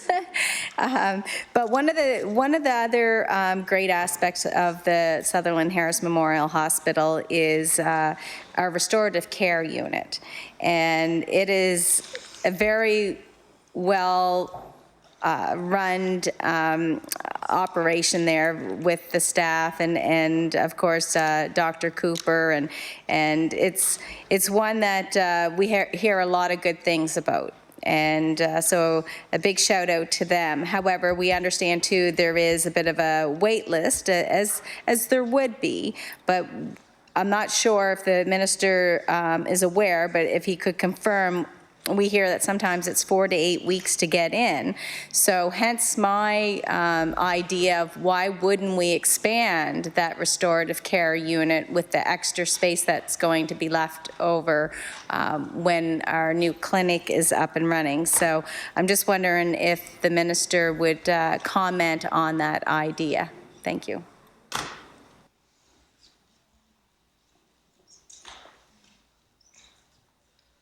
I recognize the Honourable Minister of Health and Wellness. Thank you, Madam Chair, and I thank the member for the suggested options. What I can assure the members, I'll certainly bring that suggestion forward to the Health Authority as they do continue their work. As the member would know, throughout the province, the Health Authority continues to look at and evaluate where they can improve their operations and the delivery of healthcare services. That's their mandate, and we work with them when they come up with the proposals for operational changes or capital investments that may be required to meet their operational ambitions, that we engage into those conversations and discussions. I can assure the member, healthcare does represent over 40% of our budget, as it does in many jurisdictions. The investments are quite extensive. We have a very expansive capital investment in infrastructure campaign and initiative that we're embarking upon in the province. Investments in healthcare infrastructure that hasn't been seen in a generation, so we clearly have shown our commitment to ensuring we have healthcare infrastructure to meet the needs of the citizens of Nova Scotia. So again, as ideas and opportunities come up, they get evaluated, prioritized, and as resources are available to execute, we embark on those initiatives again, because we're all striving for the same end game. And that is to improve the access and the delivery of care for all Nova Scotians in our healthcare system. I recognize the Honourable Member for Pictou West. Thank you very much, Madam Chair. Sticking to the Sutherland Harris Memorial Hospital in Pictou, back in the fall, I was approached or I should say informed actually, that the dishwasher was not working. And I thought, okay, that's fine. Well, things take time. And so by Christmas, it still wasn't working. And by the end of, January, it still wasn't working. So that we're going on 4 months now without the veterans and the restorative care unit patients not having the employees there not having access to a dishwasher. So I said, look, let's just get this done. So we went to the Sutherland Memorial Harris Foundation. They actually said, we'll buy it. We'll buy it. Let's just get this done. And so great, they're willing to invest $30,000, believe it or not, into a new dishwasher. And but it wasn't until last week that they were able to finally get the dishwasher approved and able to install it. So almost, 6 months from the time the dishwasher broke down to the time that it was installed. And I know it sounds that it's just really hard to believe that it took that long, even with the community's effort in ensuring that we would purchase it ourselves. So I just want the minister to comment, because believe it or not, a lot of constituents are asking me, really, Carla? Really? Did it take that long to install a dishwasher? And I'm like, apparently so. So if the minister could please comment on why do these processes have to take so long?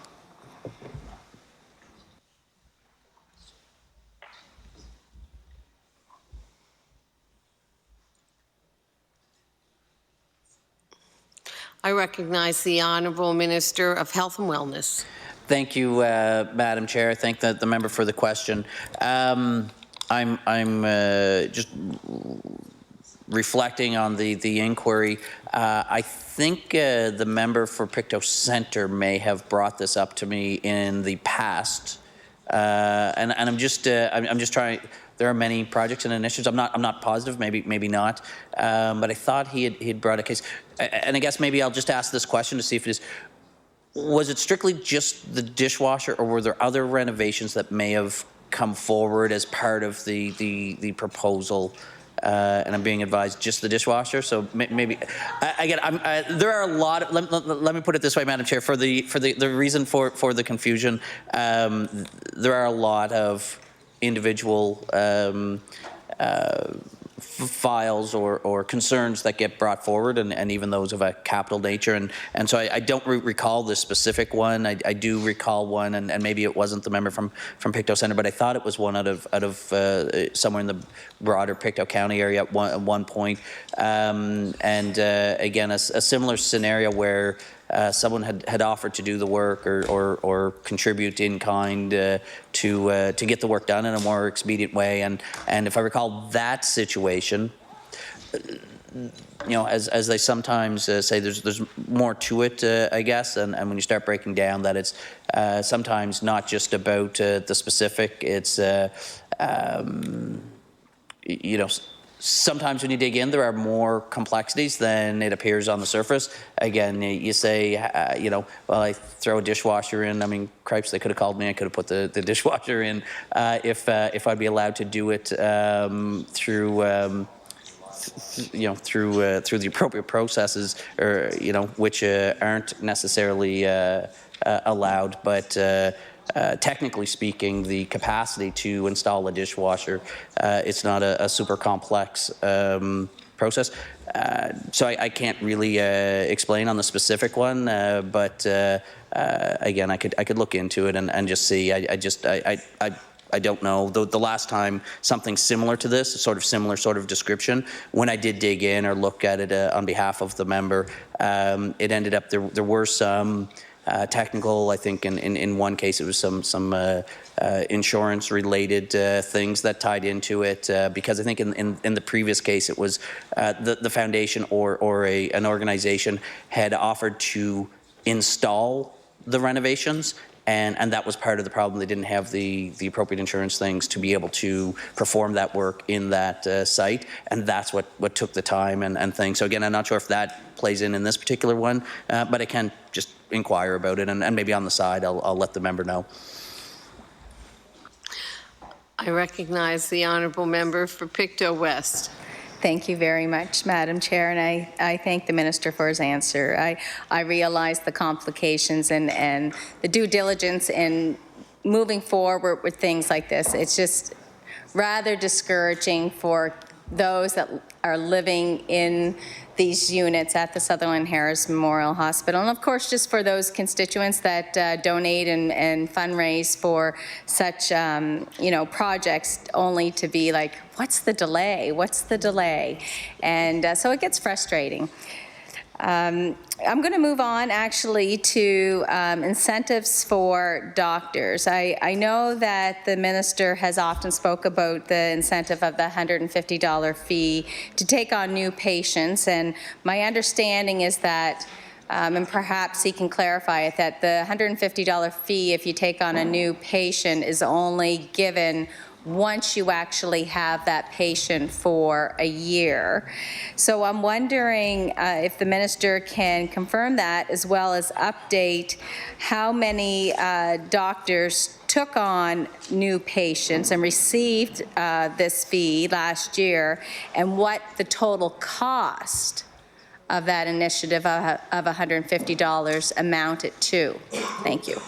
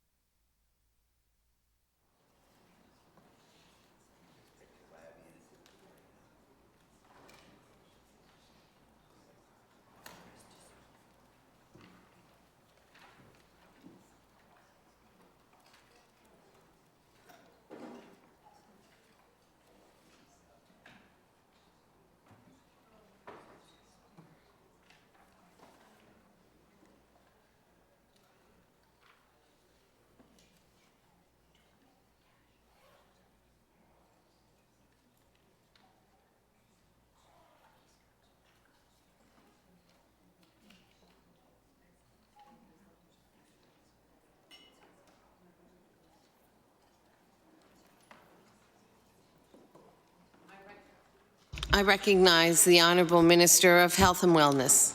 Thank you, Madam Chair, and I thank the member for the inquiry. So as of January 31st, I believe it's something in the vicinity of 530 unique physicians across the province. So 530, they would predominantly be family physicians or primary care providers. We have, just to put that in context, I believe between 12 and 1,400 family physicians in the province. So almost half of all physicians have taken advantage of, almost half of all family physicians have taken advantage of the program in the essentially, that's a little less than a year. That was in January of this year. And I believe they've submitted claims for attached to just under 25,000, just over 24,000 unique patients. So 530 physicians, 25,000 patients since April 1st, 2018. The cost booked for that is about $3.6 million. Again, the timing of the financial dollar amount of $3.6 million might be a little bit off based upon the data I have here for January 31st for my physician and patient match. But what I can advise the member, Madam Chair, and the whole House is we actually have a website online that does provide monthly updates on the incentive fund.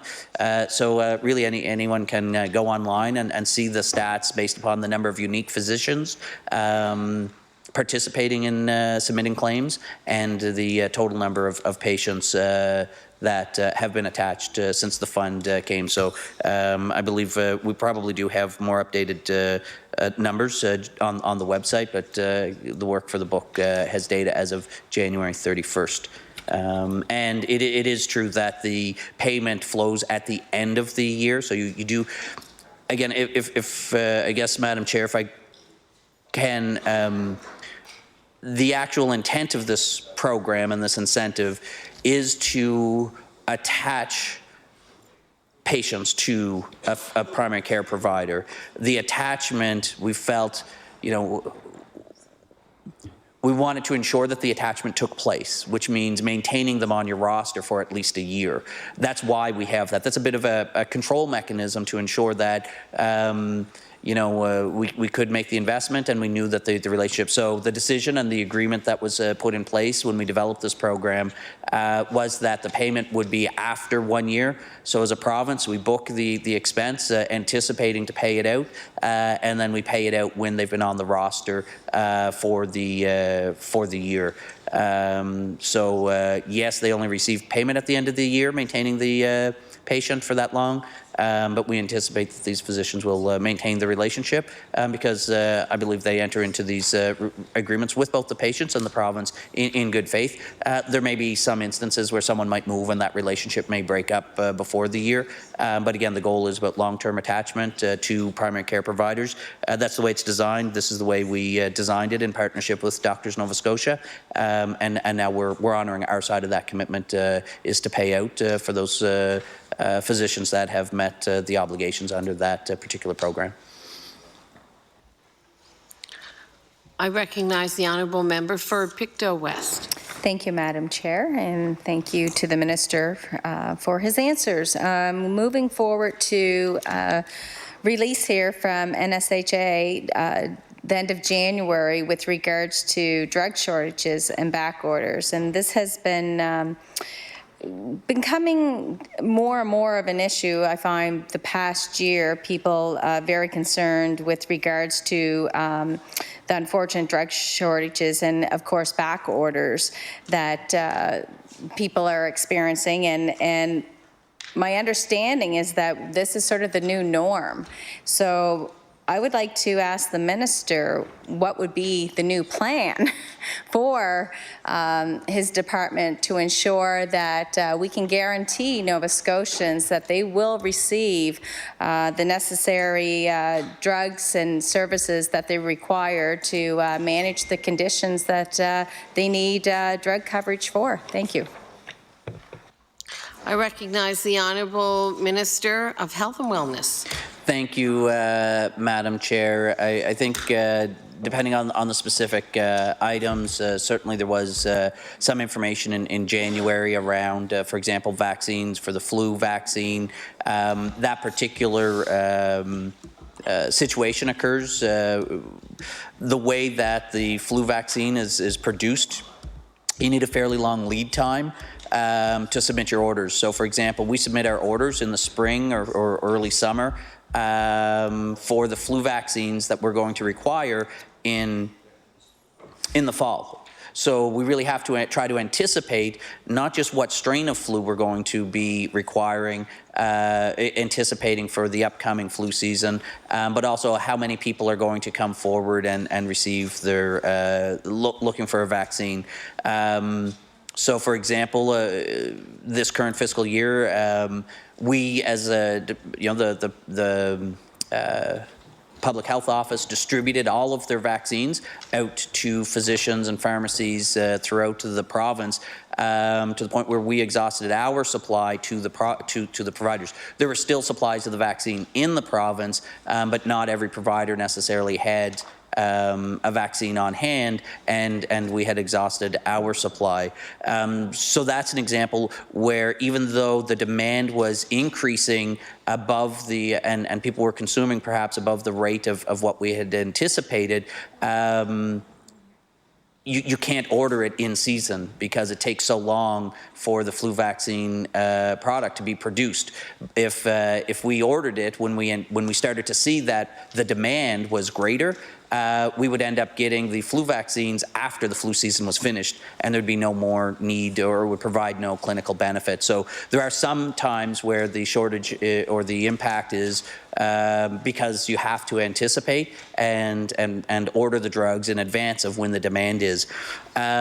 Two specific drugs that may be in the broader pharmaceutical program and system, a little bit different scenario. Obviously, demand you can't necessarily predict or wholly anticipate for every drug, but you try your best, and pharmacies order, government departments, the health authority or public health, if they have to have pharmaceuticals on hand, would do their orders.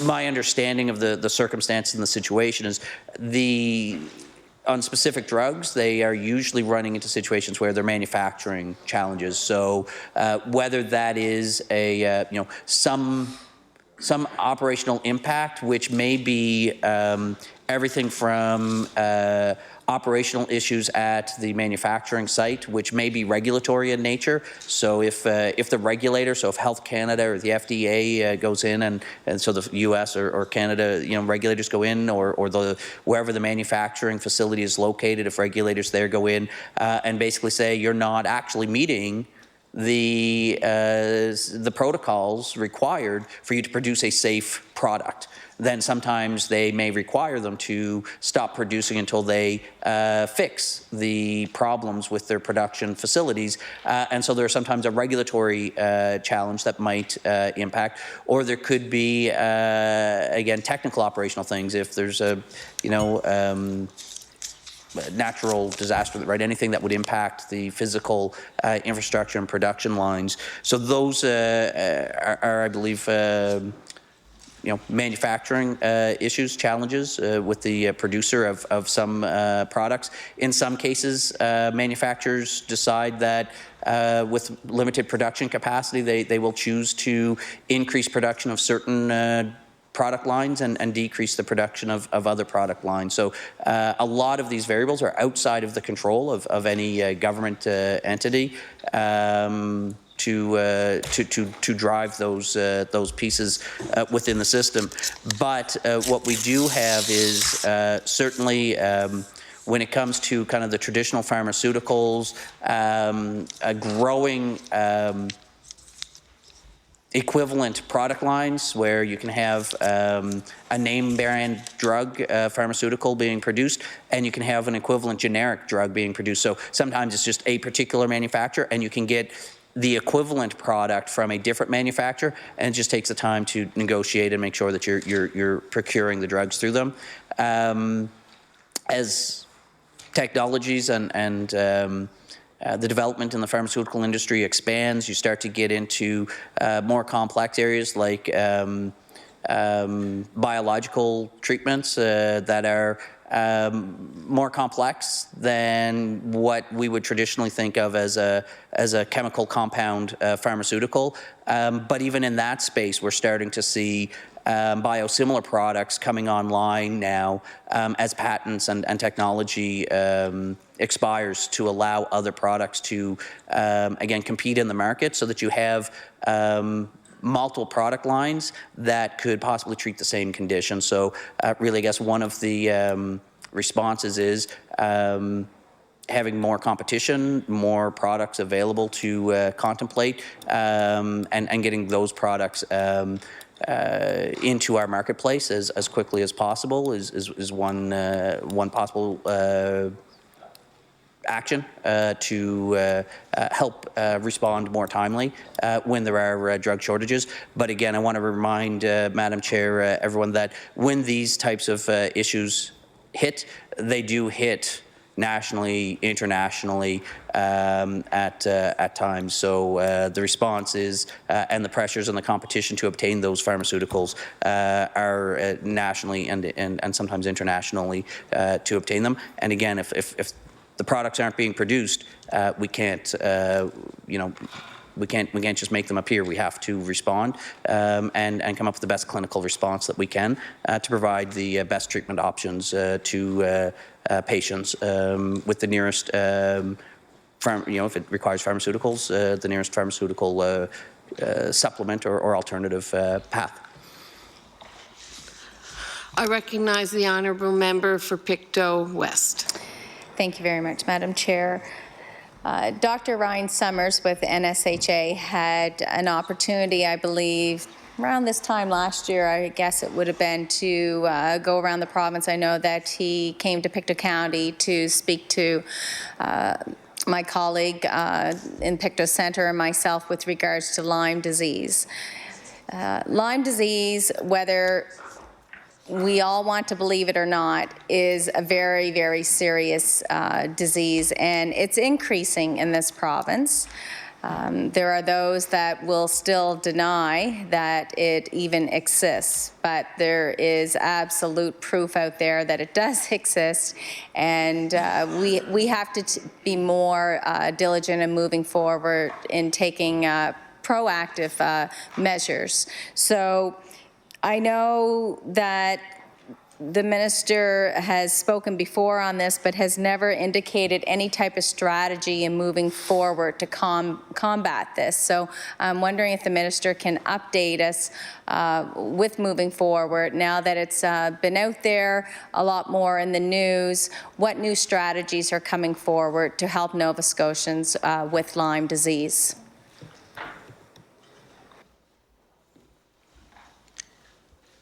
I recognize the Honourable Minister of Health and Wellness. Thank you, Madam Chair. I guess a couple of things, and whether they're deemed new or not, they're really, I think, a continuation and implementation of from a high level programs that are in place. But of course, these are adaptable and evolve based upon the evolving prevalence of ticks, which, as we know, are a key means by which the Lyme disease bacterium are being transmitted in parts of our province. So I guess step one is to allay any concerns, Madam Chair, of anyone in the legislature as to whether or not government or health officials within our public health agency believe that Lyme disease exists. There's no clinical dispute, I don't think, certainly from our perspective, of the fact that Lyme disease does exist. The efforts that we strive to implement a couple of things. One is around having a tick-borne disease response plan to ensure that we do monitor and track the prevalence and how, what specific actions we may be taking in a given year, or the approach and the communication material and the education that takes place. There is the tick-borne response plan, and that's reviewed and updated each year. So it'd be coming up to that point. It will be rolling out as we move into the spring a little bit further and get ready for the summer season. That includes public information. Last year, we actually put out flyers and pamphlets to hiking areas and things, actually in three languages: English, French, and Gaelic for some parts of the province, to ensure that people who were out and about in our hiking areas would have access. They could see, and a fairly simple chart that shows how to check yourself for ticks and so on, encouraging people, letting people know if they're at the location that they may. So there's kind of that preventative piece to it, which I think is probably one of the main ways, or the best ways, is again, like many illnesses, if you can prevent it, then you're further ahead, and those steps are very clear, and those don't change. I'm not aware of any real changes in the prevention side. Wearing the light clothing, so you can see the ticks. If you're tucking your pants into your socks or your shoes, again, not having exposed skin when you're out hiking in longer grass areas and shrubbery and things like that. I believe it's a DEET substance. If you use a DEET insect repellent, that I believe works to help repel the ticks as well. So these are key preventative measures. And again, we do have a website specifically around Time has lapsed for the PC caucus. I'll turn it over to the NDP caucus for an hour. Do you need a break, Minister? Any of your staff? Okay. I recognize the honourable member for Cape Breton Centre. Thank you, Madam Chair. Madam Chair, we left off, we were talking about staffing ERs, and we were talking about nurses in particular.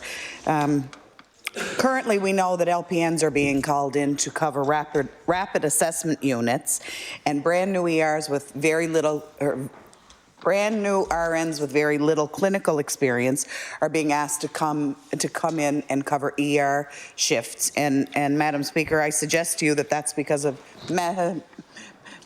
Chair, Mr.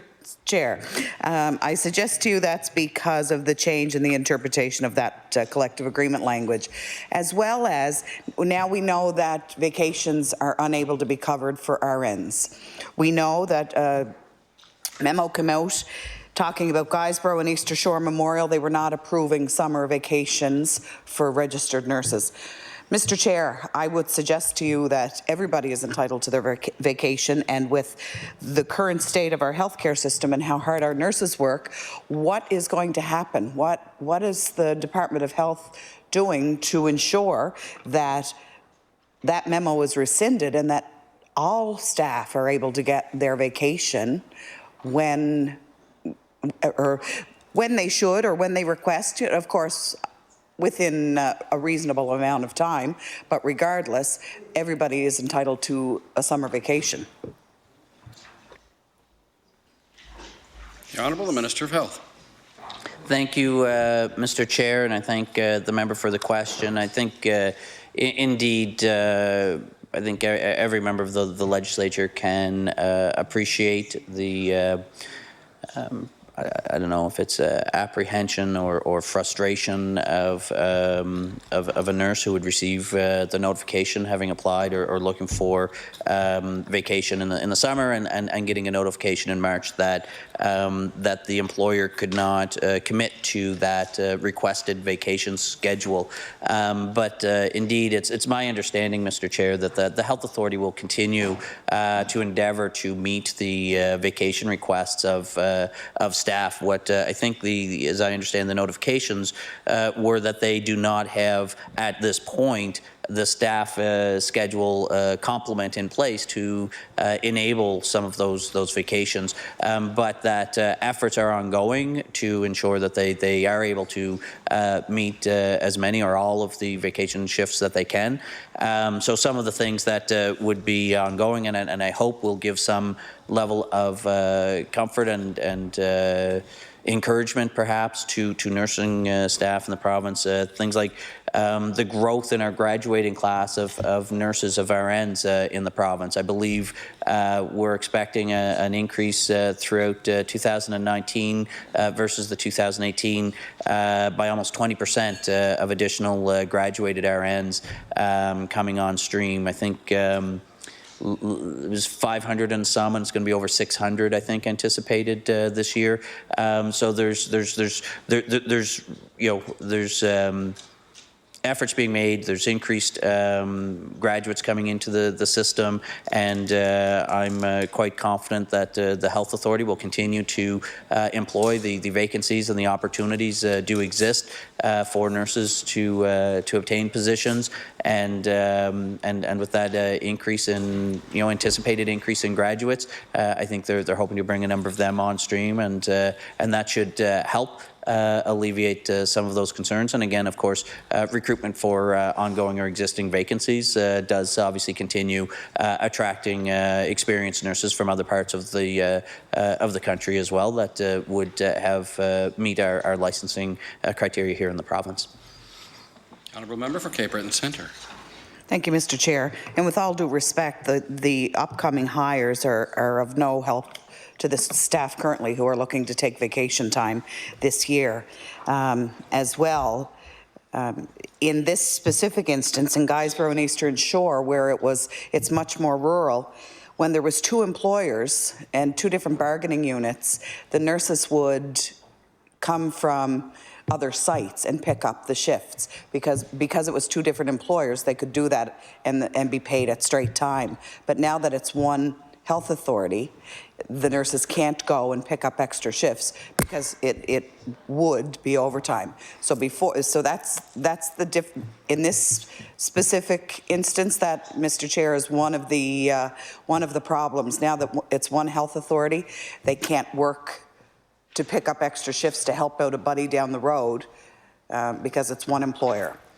But to that end, Mr. Chair, we are also aware that the ERs in Cape Breton, other than the regional, have their schedules up for doctors for the month of May with very few shifts covered.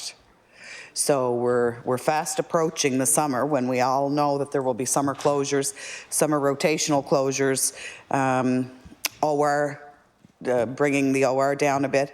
But right now we're unable to staff emergency rooms in Cape Breton other than the regional, which is also at its max. But Mr. Chair, I would like if the minister could tell us how many locums we are requiring or relying on to keep our emergency rooms open, and where can we find I know we talked about the cost of locums, but if the minister could provide us the line in the budget where we can see the dollar amount associated.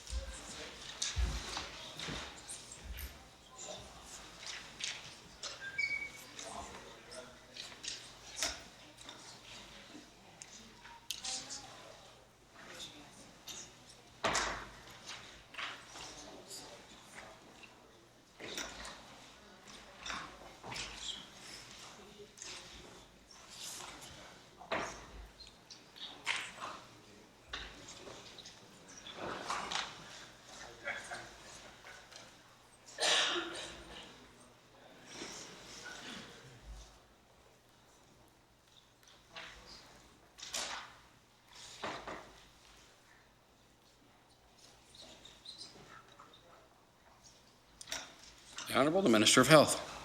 Thank you, Mr. Chair.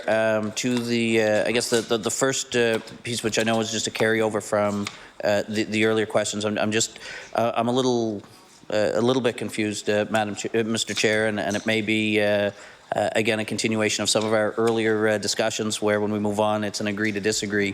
But I guess earlier in the last round of questions there was a lot of attention on the notion of the change in the interpretation of the agreement and that nurses wouldn't work for straight time if they were filling an additional shift. And so a lot of conversation there about the need to change the program back. But in the preamble of the question, I believe, if I understood the member correctly, she had indicated, Mr. Chair, that one of the problems with the single health authority is that some nurses can't come over and work for straight time to cover an additional shift. But I'm missing that because if the nurses are available and willing to work the extra shift, I believe the health authority is willing to take them on. From the start of the conversation previously, the member had indicated nurses aren't willing to take the shifts. Now the member is saying the nurses want to take the shifts. So if I understood that correctly, I'm a little confused on that side of it. But to the specific question on locums, the locum itself is not, again, the budget's not broken down at that level of detail. However, the category where it is found is under the physician services program budget line item, and I believe there's a line item, physician services other programs. So in the budget under physician services, category or specific piece is other programs. The anticipated forecast for this fiscal year closing is that we spent about $3.5 million on these services, and we are budgeting about just under $3.8 million for the upcoming year. So in 18-19, we are forecasting spending $3.5 million, and we've budgeted to increase that. That will rely a little bit more on locums up to $3.8 million, just under 3.8. So again, you won't see that line item specifically, but under the physician other programs, it's about $45 million is the estimate in that line item. Of that $45 million, we anticipate about 3.8 budgeted for locum services, physicians, and that's locum program in its entirety, not just for emergency departments. That's across all locum services. Again, we don't have it at that level of detail. These binders would be much, much larger if we tried to slice and dice in every possible configuration. Honourable member for Cape Breton Centre. Thank you, Mr. Chair. So just to clarify for the nurses, so it's two completely different issues. So when a nurse works full-time in her position, and if she takes a sick day, a vacation day, let's say, and this week and next week she's called in for an extra shift or an overtime shift, she will not get paid overtime because she took a benefit in that pay period.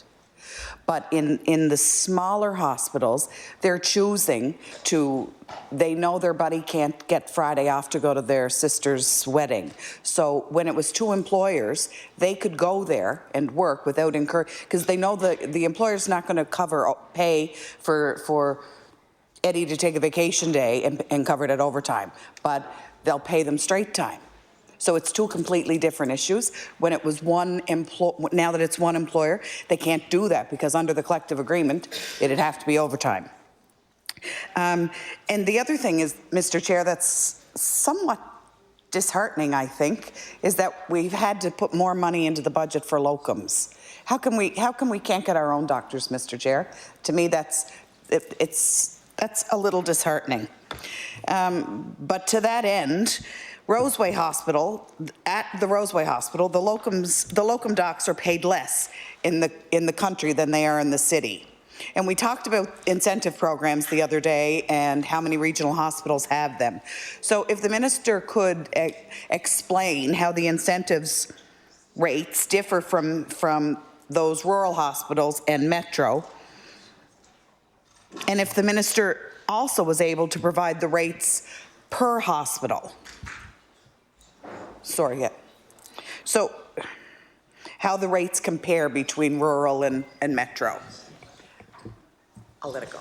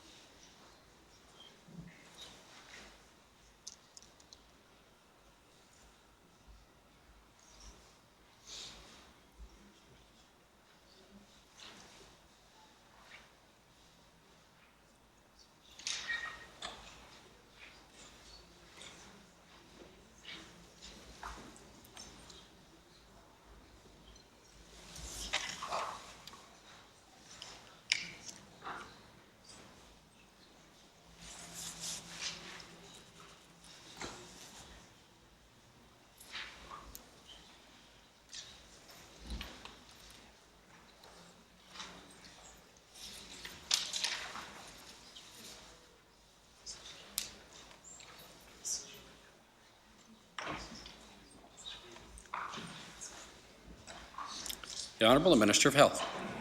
Thank you, Mr. Chair. I guess to the broad scenario of locum services and support, I mean, part of that is, of course, about helping support work-life balance to ensure that we do provide temporary relief when physicians, if the local complement of physicians aren't meeting the needs in a particular community or a particular program area. It does provide that opportunity. In addition, there are certain physicians I've spoken to in the province who even have indicated, they may take some time off, but they may not want to work in their community. They just going somewhere else, they find is almost a learning opportunity for them to work in a different environment with different colleagues, and they can learn from those experiences. So some physicians would like to take a bit of their time throughout the year, take vacation in their community and go do some locum support, and it helps balance, again, both work-life, where they're actually covering a shift or a set of shifts for a physician to take some time off, and at the same time, they when they're doing that, they're choosing to because it's it's something they're interested in. To the specific question around programs and how they were established and the rates, I guess broadly the locum program was developed and negotiated in the master agreement with Doctors Nova Scotia. And that's what lays the foundation and the foundation of the locum programs and where and how they get established.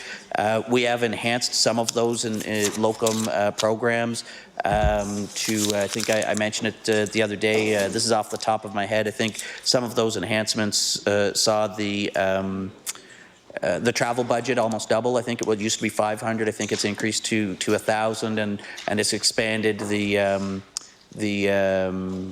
pay period and accommodations for physicians in some of that enhanced in locum compensation opportunities, responding to, again, feedback and input we've heard, because we need to cover shifts, and we've seen some positive results. Mr. Chair, we've seen physicians in communities. We've started to see with some enhancements in Cape Breton psychiatry, for example, when one of the first and following the vacancies that we continued, the health authority continues to recruit and fill those vacancies. Following that, it's how do we get even temporary staff in to help support the work environment for the existing complement of staff dedicated at the Cape Breton Regional, for example, and the existing locum programs and support programs weren't drawing clinicians from other parts of the province to come into to the program.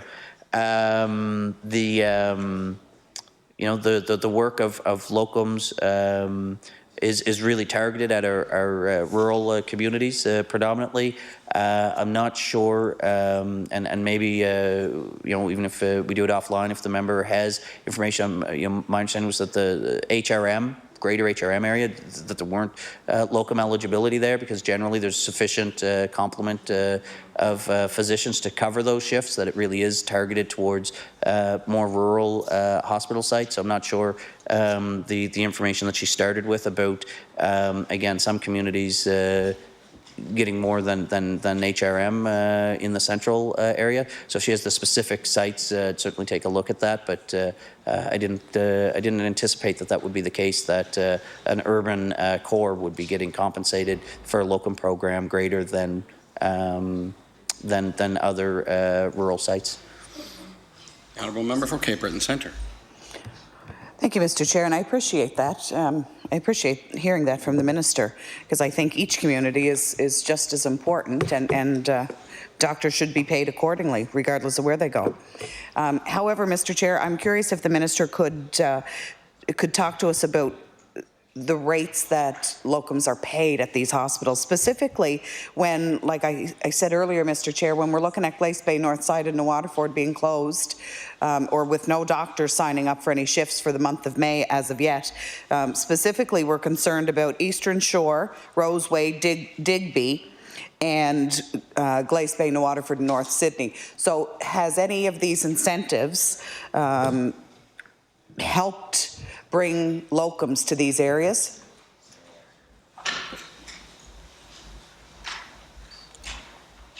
The Honourable Minister of Health. Thank you, Mr. Chair. Again, I believe this data is a little bit dated, but I think as of some point in February or early March, believe we had 222 days that these changes within emergency departments since August of 2018, when we made the changes. So in about a 6-month period, we had about 222 days being covered that wouldn't have been covered before we made some changes in August of this year, of 2018. The honourable member for Cape Breton Centre. Thank you, Mr. Chair. Mr. Chair, the Premier tells us that having ambulances waiting in offload bays is not acceptable. And I'd just like to read something from the Paramedics Union, the IOUE. Mr. Chair, they say paramedics are tired, they're hungry, and they're sick of being treated with such little respect by this government. Talking about the $4.6 million to increase emergency health services in Nova Scotia, paramedics are saying they have no idea how this is going to be used because the problems are long-term and systemic issues. And how will they help frontline workers? It's the second year in a row, Mr. Chair, that EHS have received extra funding due to increased calls, but yet paramedics are still struggling. They want to know where it's going to go. Will it buy more ambulances? And they don't feel, Mr. Chair, that it will fix the problem, and I'll table that document. We recently had in the health meeting, Mr. Chair, members from the paramedics union, and while the Premier says that the wait times in offload bays is unacceptable, when I asked Terry Egan, who is the business agent, I believe, for the IOUE, what is acceptable, or what is the standard, and he said, Mr. Chair, sometimes you're waiting 45 minutes. Sometimes in my community of New Waterford, an ambulance has to come from Badek or Antigonish. I asked Mr. Egan what would happen at that time to the patient should it be a member of my family who suffered a cardiac arrest. His answer was that they will be non-living by the time EHS gets there. Mr. Chair, is this acceptable to the Minister of Health? The Honourable Minister of Health.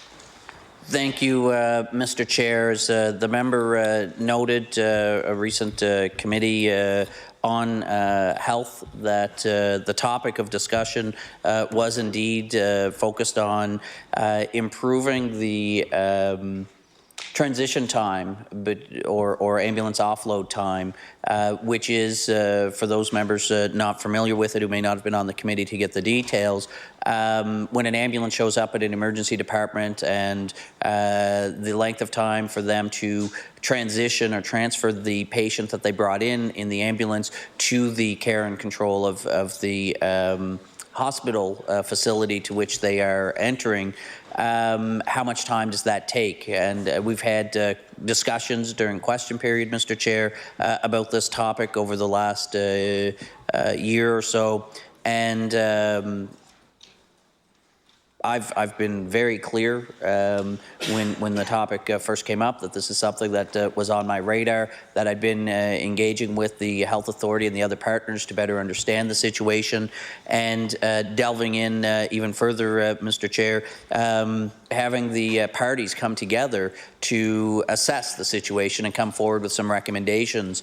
As I believe there was extensive discussion at that committee as to the path forward, and the targeted efforts that the health authority and the partners were going to be making to improve that transition time from ambulances, from the paramedics to the hospital system, to get those ambulances back out on the road.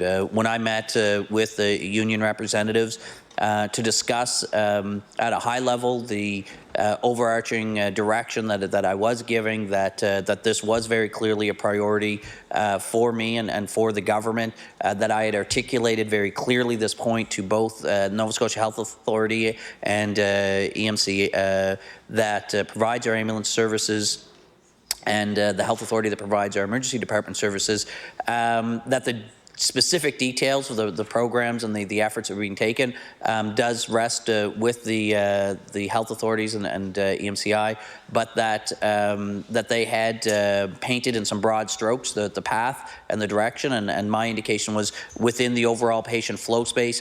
The area I thought needed to be addressed first was to get the transition time, the offload time addressed, because that will get our ambulances back out into the community. Having had that conversation, I believe, you know, recognizing that the other pressures that paramedics have articulated, you know, with the long shifts, you know, paramedics in you know, the frustration being at some hospital sites for, you know, I've heard stories where it could have been upwards of an entire shift at the same hospital, not doing what they were trained to do to be in the community and ready to respond to an emergency situation.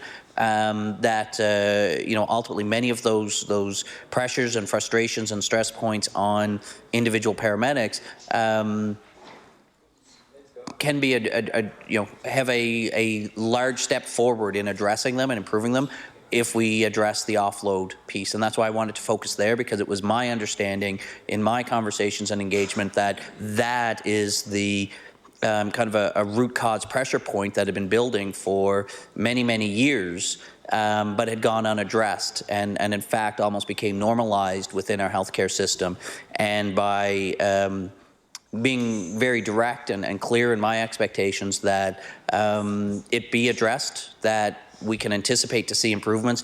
It was to target at I believe 5 or 6 hospital locations that have been articulated as having the highest pressure points. I believe, again, this is at the top of my head, so forgive me if I have one mixed up, but in Halifax, HI, and Dartmouth General, Colchester and Truro, Cape Breton Regional, and the Valley. So I guess that's the 5 that are going to be prioritized and focused, and we expect to see actions taken and exercised. And Mr. Chair, for what it's worth, with this focus, I can say that I had a family member that did have to go in for emergency services in my community on the weekend. It was a child. Their mother actually came back and advised me that, and I'll say this mother is a healthcare provider as well, doesn't work in the emergency department, but did indicate that they were pleased with a change that they've seen based on this visit, which was that the nurse was able to have the x-ray requisitioned without having to wait for the physician to come. So they were able to transition in, get the requisition, and engage with the physician as soon as they were available, have the conversation, and move on. And so again, this was a healthcare provider who engaged through the emergency department, and they've articulated that they are seeing changes on the ground, resulting in more efficient treatment and care through. I've not gone to the point. It's not the goal of me as minister to articulate how to clinically respond to these pressures, but rather to provide the direction of the policy perspective that these were pressures that were priorities for the health authority and our partners to address in our healthcare system. Again, that work is ongoing. They've talked a bit about it at the health committee meeting, Mr. Chair, and again, I anticipate, and the feedback that I had received from the paramedics union was if they see the results that they would anticipate from this focused effort on the offload and improving those offload times, that will actually not solve, Mr. Chair, but certainly improve the situation on the ground for our paramedics and provide that opportunity to, again, continue our focus on other parts of our system for other healthcare workers like our nurses in our emergency departments to help improve patient flow there as well. And these are certainly directions that I've given to the health authority, that these are priorities. We are hearing, and I am hearing, and I want to see these improvements in our healthcare system because I think it's better for the employees, the frontline healthcare workers, and ultimately better for the patients who go in to receive that care as well. Honourable member from Cape Breton Centre. Thank you, Mr. Chair. And I agree with the minister. I agree that offload times are part of the problem. However, I really have a simple question. For example, last week when the regional hospital had 23 admits, there's only 23 beds in the hospital. And I know there's a whole bunch of contributing factors, Mr. Chair, and I agree that offload times is part of the problem. But when you've got 23 beds and 23 patients and ambulances are coming in, 9 times out of 10, they're already working short-staffed. Who are they offloading those patients to? The nurses have told me, Mr. Chair, that they cannot take another patient, that they're already seeing 10 and 12 and 14 patients. They cannot take these patients from EHS. So just, and maybe I'm missing something, and if I am, I apologize. I'm just looking for that simple, what I'm missing there. The Honourable Minister of Health. Thank you, Mr. Chair. No, not Mr. Chair. To Madam Chair, to the member from Cape Breton Centre. Not at all. I think that's a very legitimate question to be asking if you haven't seen or been communicated the details. I've spoken in the legislature before about, for example, the program that was started last year at Dartmouth General Hospital for the offloading, and what they've done is they've created what they call, I believe, an offload zone. The NSHA hired dedicated staff to be there to monitor and provide care for those patients that are being transitioned. So they're being transitioned in that example to a dedicated team. I think at the Dartmouth General it's nurse and paramedic staff, but they're employed by the health authority at the Dartmouth General Hospital. And what that allows, for example, let's say there were 5 ambulances that showed up at the hospital in succession. Under the traditional model, those 5 ambulances, 2 paramedics per patient, would be waiting together with the patient. That would be 10 paramedics tied up with 5 patients for the duration until they're able to transition. But with a healthcare team of a paramedic and a nurse, they're able to transition them from the EHS stretchers to hospital-based stretchers or room dedicated for this space, and provide the care so that the 5 teams of paramedics and those 5 ambulances can go back out to the community from that point. So there's dedicated staff in that space and in that environment. Some of the work at HI, I believe, was reclaiming the rapid assessment unit to help improve the assessments and care being delivered there. So again, it's really a combination of initiatives at different locations to try to improve the situation. And again, it's difficult to be too prescriptive when looking at opportunities, because for some things you need the space or infrastructure, and some are about staffing. But we made it very clear that again, an investment in the additional nurse and paramedic to allow those 10 paramedics back out on the street with their 5 ambulances was a good use of our healthcare resources at Dartmouth General. It's seen positive improvements. I think I've heard anywhere between 25 and 35% improvement in achieving offload transition time targets based upon the investment, and that's based upon a period of time while there's an increase in demand at that site. So with that team that they put in place there, they're seeing very positive improvements. So if we can apply that 25 to 35% improvement in efficiency to our other sites that are having pressures, again, that's a 25 to 35% improvement in ambulances back out on the street in our communities, and that I think is going to have pay dividends again for our frontline healthcare workers, particularly our paramedics, and communities across the province. I recognize the honourable member for Cape Breton Centre. Thank you, Madam Chair.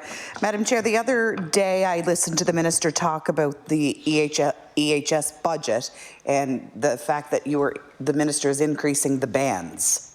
That's where the 4.8 or 4-point-something million increase to the EHS budget. First of all, Madam Chair, I'm wondering if the Minister could tell us where on the budget those details are. And secondly, Madam Chair, I wonder, with the increased bands, should I assume then that we will be hiring more EHS paramedics and putting more buses on the road or more ambulances on the road?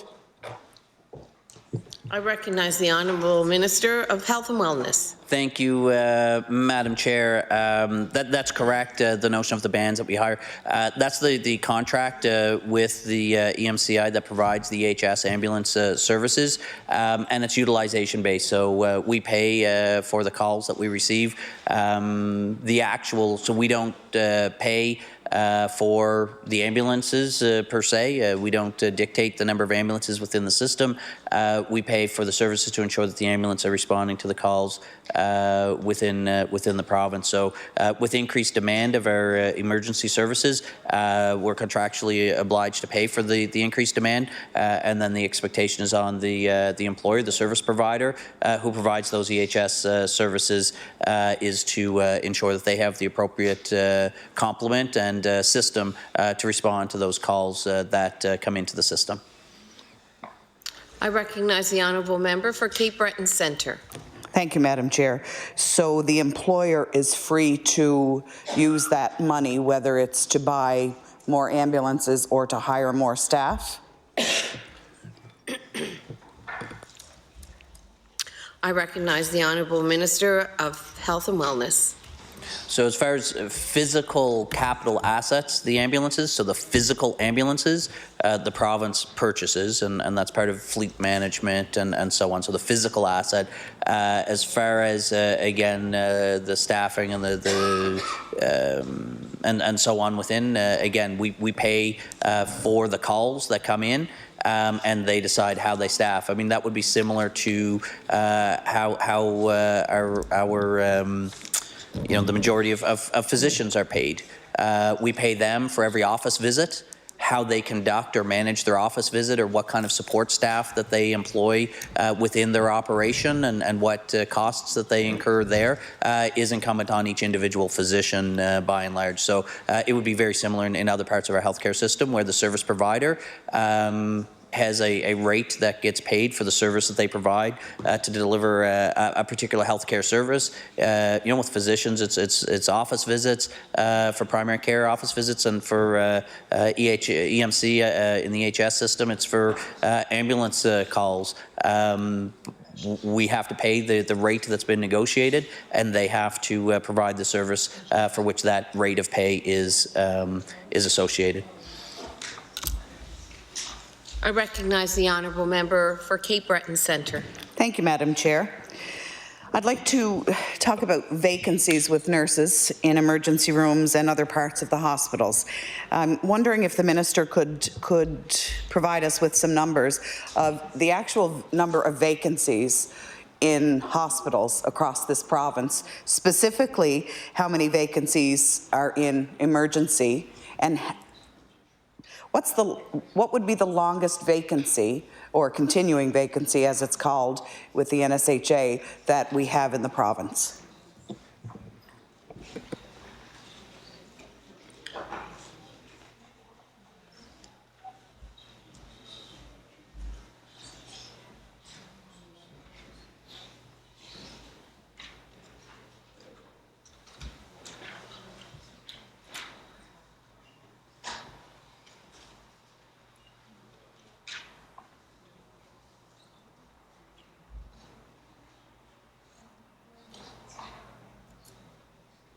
I recognize the Honourable Minister of Health and Wellness. Thank you, Madam Chair. We don't have the detailed breakdown, certainly not at department level and hospital level vacancies. Again, the employer, this is per kind of some of the earlier questions we had, Madam Chair, that the employer is responsible for the hiring, the recruitment, and would have those details more readily available. Certainly we know that we've been investing and supporting the growth of nurses within our healthcare system, and just some general stats more on the availability and the workforce side of things is what I do have available. We do have about just under 15,000 nurses. I think it's about 14,700 licensed nurses in the province. It has been growing over the last number of years. We continue to invest in programs like $4.7 million in our nursing strategy, $8 million in RN education seats, and $1.6 million for additional investment in the nurse practitioner education seats to help support. So over the last number of years, we've been added funding again for RN education seats. I mentioned earlier that there's going to be about 20 to 24% increase, I believe, anticipated increase in nursing graduates in 19 versus 18. And again, we added those extra nurse practitioner seats in the fall. So we'll see those graduates and an increased complement of 25 nurse practitioners. That's an increase over the existing number of seats. Some interesting things, you know, a lot of people talk about our graying workforce and the pressures within our healthcare system. I think that's why initiatives like these nursing strategies put in place is to deal with that. Again, with such a large workforce, obviously, like other professions, you'll see the retirements coming in. So how do you respond to it? Well, you have to respond by building the front end of that workforce. So we've seen a reduction. So from 2000 and licensed practical nurses, we have about 4,600 licensed practical nurses. The average age has decreased from 44 years to just under 43 years old over the past year. So we are seeing the workforce becoming younger, which does show that you're seeing a shift from more people at the end of their careers to early in their careers. So this bodes well for the future as we continue that we are responding to the aging workforce as people are retiring and moving on. Nurse practitioners, we've seen there's just over 200 nurse practitioners. They're a little newer in the workforce. They do average just over 45 years of age this year. I don't have what the data was 4 years ago, but most of them are employed. About 76% of them are employed full-time, and then others are employed either part-time or casually, which are often choices being made. Almost 97% of those licensed practical nurses are employed. The registered nurses is the largest nursing cohort. There's just about 10,000 of them. Again, their average age is decreasing as well, down to currently about 44 years old. 96% of them are employed. About 67% are full-time employed. So again, not so much from the vacancy side, but the availability and what their work profiles look like. It's just a little bit of information that perhaps the member, in the absence of the data she specifically asked for, Madam Chair, some other data that I think might have been of interest to her. I recognize the honourable member for Cape Breton Centre. Thank you, Madam Chair. I'm surprised to hear that only 67% are employed full-time. That shocks me. However, I'm wondering if the minister could please describe the nursing strategy, or the strategies that the minister speaks of.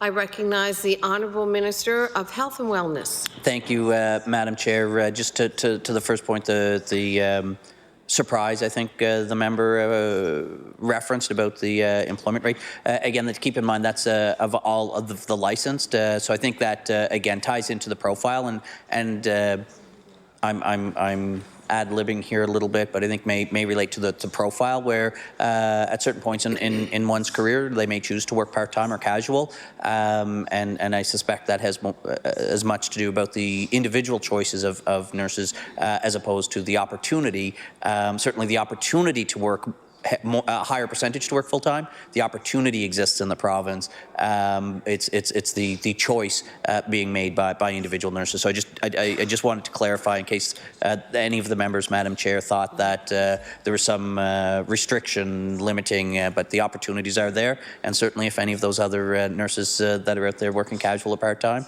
are interested. But again, it sometimes lines up with specific locations there, where the challenges are. The opportunities and the availability of workforce just don't always line up the same.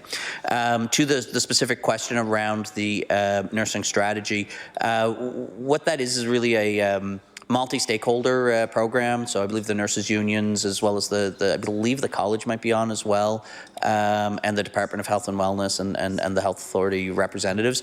So it really is a collaborative initiative that says, and again, this is responding to the anticipation of the pressures within the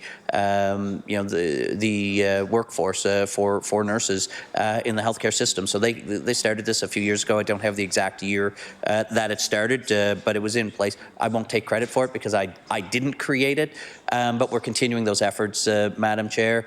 And again, with multi-stakeholder, the efforts around the nurse practitioners, for example, that was a direction and feedback that came out, and recommendations and support out of that nursing strategy to provide that initiative. So these are, I think great ideas. People are coming to the table as stakeholders, and their objective and mandate is to, again, ensure that they have the right complement of a workforce to meet the healthcare needs of the province. And I think everybody goes to that. All of the members of the groups come together in good faith. They work, and I think, again, that nurse practitioner program is one of those great examples that shows they have good outcomes as well with the ideas that they generate. And it's great that we have dedicated funding to help deliver on the recommendations coming from those at the table. I recognize the honourable member for Cape Breton Centre. Thank you, Madam Chair. Thank you for that answer, Minister. I'm wondering if the Minister is aware of any circumstances or situations where nurses, RNs specifically, are being pulled from either an emergency room to cover in a collaborative care centre because there may be admitted patients there and it's closed, so there's no staff there, or vice versa when they're pulled from collaborative care centres into emergency rooms. Because specifically, Madam Chair, we know coming into the summer that there will be rotational closures, and that may be departmental as well. But does the Minister provide a guideline, or is there a certain amount of closures that are acceptable, a certain number of beds that are permissible to go down every summer, and do we have stats on the different areas that may have to close because of lack of staff?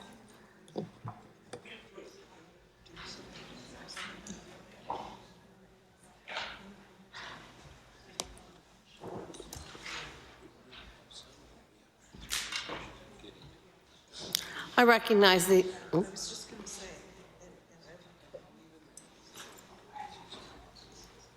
I recognize the Honourable Minister of Health and Wellness. Thank you, Madam Chair. I guess I don't have a specific criteria there that the member's requesting, but as you would know, when it comes to, for example, emergency departments, there are some sites that do have scheduled closures anticipated. I think really developed on historic trends or availability of staff and so on. That becomes a kind of a recognized response in some of those communities.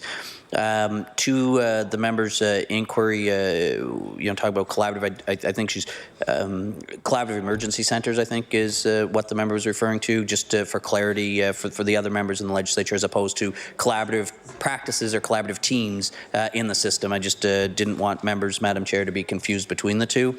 So it's really from collaborative emergency centres that might be in a community hospital around a regional hospital, and whether staff would be moved around. I think what I can say is certainly, Madam Chair, the emergency services provided in a regional emergency department setting versus a collaborative emergency centre is very different. Much more acute response and services in our regional hospital settings, and when the health authority is found with pressures for staffing, I believe their first priority is ensuring that the emergency services at the regional hospitals is up and running. And I think, as frustrating as that may be, I think in some other communities that may have a hospital that may see staff moved from a community to support that regional hospital emergency department, I would suspect most Nova Scotians, including the members in the legislature, would agree if it means the difference between maintaining the emergency department at a regional environment or not, that we definitely need to have those regional facilities open and staffed appropriately, because the guideline and the standard is again the clinical drivers to make sure that they have the appropriate staff complement to have the operations of their emergency departments to provide the care and respond to the emergency care of Nova Scotians when they come to the facility. So that's kind of the expectation. And again, off the top of my head, I can't say I'm aware of a specific, specific sites where that may occur or may be planned to occur. That's not something that comes to the minister for approval or what have you. Again, it's about the operations. The health authorities tasked and their mandate is to provide the care, but they need to do so safely. They need to meet the clinical needs of the patients and ensure that they're doing that appropriately. Again, when they do have an emergency department closure, it's because they were generally because they were unable to staff the facility with the appropriate staff complement to ensure safe operations. If they had the complement, they would be keeping those emergency departments open, and they continue to recruit to fill them. We continue to use incentive programs like the locum program enhancements that we've done to try to facilitate and assist the health authority and improve their ability to recruit and retain. As I mentioned in one of the earlier responses, I think since August of 2018, about a 6-month period, we did have about 220 days covered where the locum was used. And I think the member referenced some communities like Roseway, Yarmouth, Digby. These are sites that made use of the incentive program, locums, to fill. So some of those 220 shifts, days that were covered at those sites that the member had raised questions about previously. I recognize the honourable member for Cape Breton Centre. Thank you, Madam Chair. And I believe I just heard the minister say that there's a commitment to keep all of those emergency rooms open. I think I heard the word commitment, Madam Chair. Regardless, moving on from emergency rooms, we appreciate the work that's been going into hip and knees, Madam Chair, but at the Valley Regional, for example, I understand that the commitment to provide more ortho surgeries may have inadvertently bumped other surgeries from happening because they didn't have enough recovery beds to put the people in after surgery. So, Madam Chair, I'd like to ask the minister, is there anything in the budget to increase the receiving capacity of hospitals providing these surgeries specifically, other than hiring new anesthesiologists and surgeons and the pre-op program?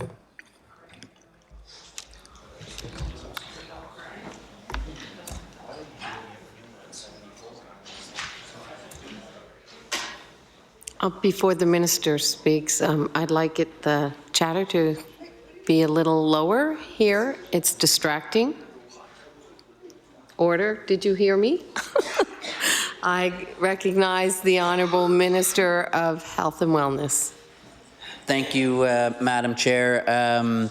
Yes, as far as the investment, I think it is somewhere in the vicinity of a bit over $17 million being invested to help with the ortho strategy that was announced in October of last year. It's been an effort and work to improve the outcomes. The investments are across the system in terms of our ortho. Again, hired the ortho surgeons, the anaesthetists, the pre and post debilitation services, and the staff required to provide those services. That's what the target was. The way resources are distributed and the hips and knees, again, it's not just about the individual dollar investments. It's about how the system was standardizing across the province, recognizing the opportunity and the availability of ortho surgery time and professionals throughout the entire system, and saying how do we organize and utilize those resources in the most efficient way possible. How do we provide flexibility to patients across the province? Obviously, giving them flexibility to continue to be referred if there's a preference for a particular surgeon or location. That's an option. If the preference is to have the surgery done in as quick a time or as soon as possible, that's an option as well, to look at the wait times that are publicly posted and request either by location or surgeon the referral to that would have the shortest wait time, and that would give you the best chance of getting your surgery done in the most timely or expeditiously as possible. So this is where the focus and the efforts have been made. How the investment and the work that's being done in the ortho program versus other surgical programs, that again is part of the overall operational planning and efforts to evaluate the resources available and distributing and ensuring that those resources are invested and made available to provide the care and the services that patients need in the province. Certainly, if someone needs emergency surgery, there are times where even in our ortho investments that other surgeries end up bumping an ortho patient in order to get, if that emergency room, operating room and recovery space is needed. Our emergencies, and that's generally the way our healthcare system is built, is on a triage-based system, so that those that are the most acute or have the most urgent need get their care first, and then the other ones get plugged into the system. So I guess to the member's question about where other types of surgeries may get bumped or waylaid. Again, I just want to ensure, Madam Chair, that you and others know that again that the triage system is still in the healthcare system, and if those are urgent, critical based surgeries and emergency based surgeries, that they would still move to the front of the line, and those surgeries would get done. And again, just using for example in the orthopedic space, I think I tabled a document just recently from some recent CIHI data that showed in kind of the acute emergency response time for fractures in the hips that the recommended guideline is to have that surgery within 48 hours, and we're meeting that somewhere in the vicinity of 96% of the time. That's an increase from somewhere, I think we were only in the 88% or so, and the national average is only at about 85%. So we're exceeding national averages and seeing improvements, in part because we had these resources available. But again, those emergencies end up taking away from the scheduled hip and knee surgeries as well. So there's give and take, and again, we're responding to emergencies because that's the way our healthcare system's been designed, not just for surgical, but in our emergency departments as well. I recognize the honourable member for Cape Breton Centre. Thank you, Madam Chair. I'd like to move on now and talk about one patient, one record. While the jury is still out on this, I would like to, in the few minutes that we have left, just ask a simple question right now before we get to continue. The Privacy Commissioner thinks that the Department of Health and Wellness needs to consult with her office in developing this one patient, one record. Is this happening?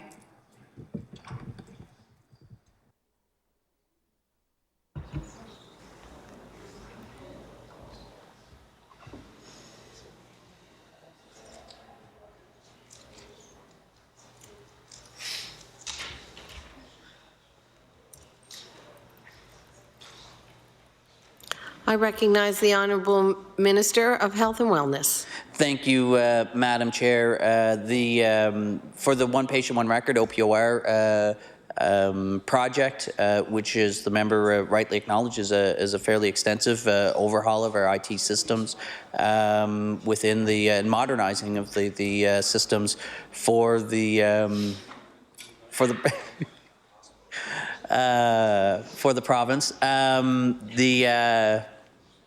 The work being done with the Privacy Commissioner, I can assure the member that the department staff do meet with representatives from the Privacy Office, with the department on a variety of topics.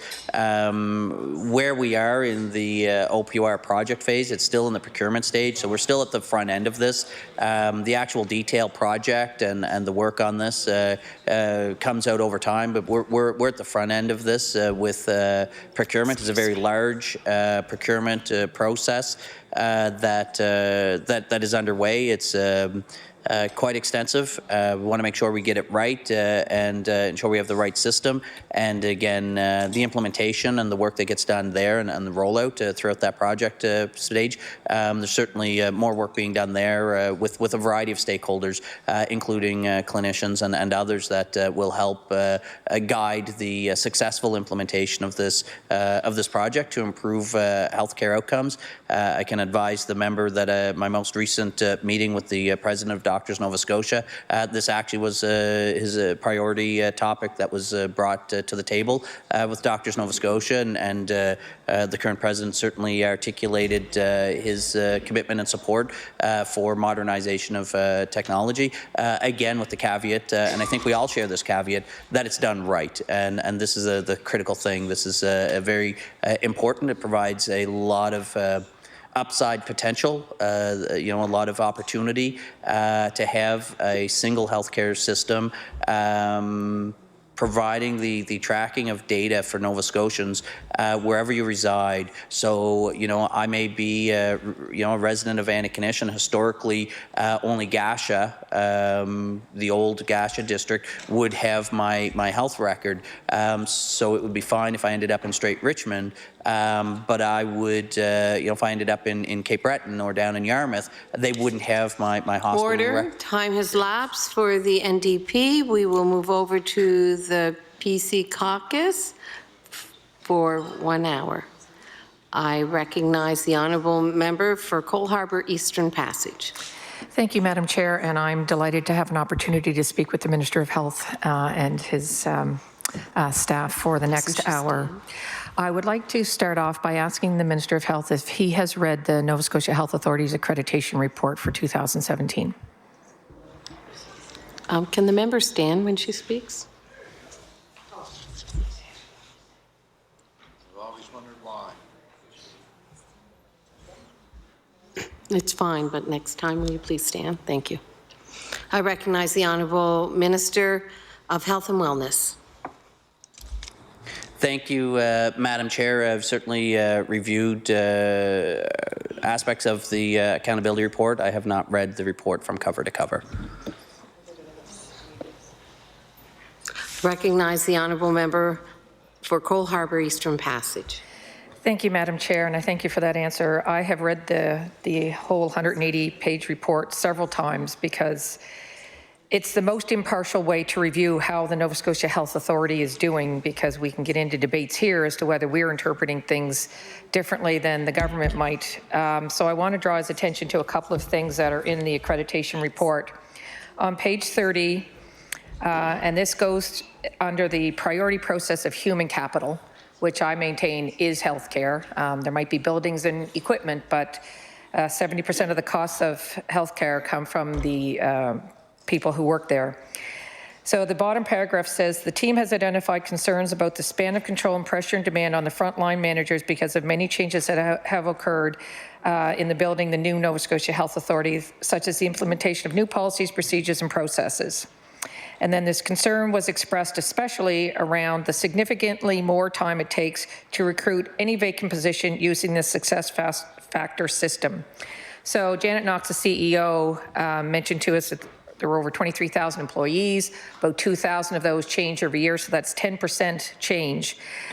So if there's problems across hiring staffing for over 2,000 employees a year, that's a significant burden and barrier to getting staff where we need them. So I'm wondering if the minister can tell me if they are looking at changing the success factor system of hiring. I recognize the Honourable Minister of Health and Wellness. Thank you, Madam Chair. I think just for clarity, I believe the success factors is the software module system that's used for, again, this is for the benefit of other members that may not be familiar with the terminology, but it's the software platform module that's used for the recruitment services. I believe, Madam Chair, the timing of the accreditation process, the rollout of and standardization of success factors was in the very early stages. To consider pursuing a change again, you would basically, if you did an accreditation after you change it again, you would likely get similar responses. I think, as with any system change, as you get more familiar with that process, the standardized process, the system, and the availability of the information, I think you see those improvements stabilizing. It's about the change management at the front end. So again, the recruitment side of the health authority is a very active, very critical focus point, as the member noted. 70, I think it's between 70 and 80% is related to personnel costs in the system, and so it is an important part of the operation. And but there are, to my knowledge, no plans. No one's ever raised the prospect, and I've not considered it either. Again, as I said earlier, it was a relatively new system getting rolled out at the time of the accreditation.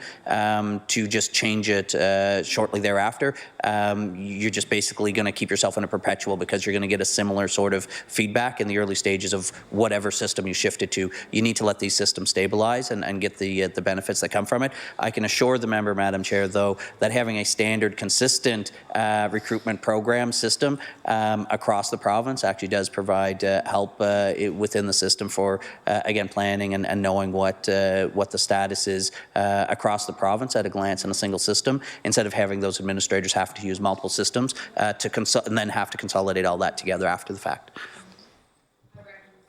I recognize the honourable member for Cole Harbour Eastern Passage. Thank you, Madam Chair, and I thank the Minister for that answer. The bottom line of that page says that the significant delays due to this system are impacting the ability to have appropriate staffing in some clinical areas. And if you go through the report, there's quite a number of those clinical areas that are having difficulties.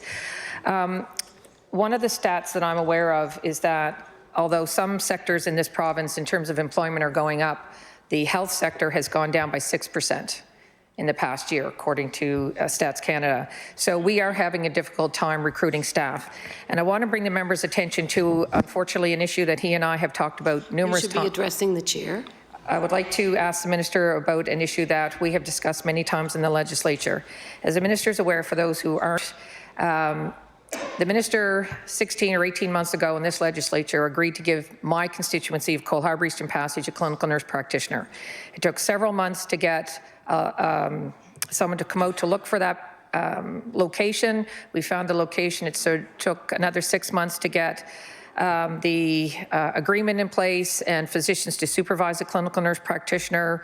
And then we've been battling to get the job advertisement advertised online. Since the last time we talked, I called the College of Nursing and asked them if I could meet with the 12 clinical nurse practitioner students, only to find out that the majority of them have already found positions.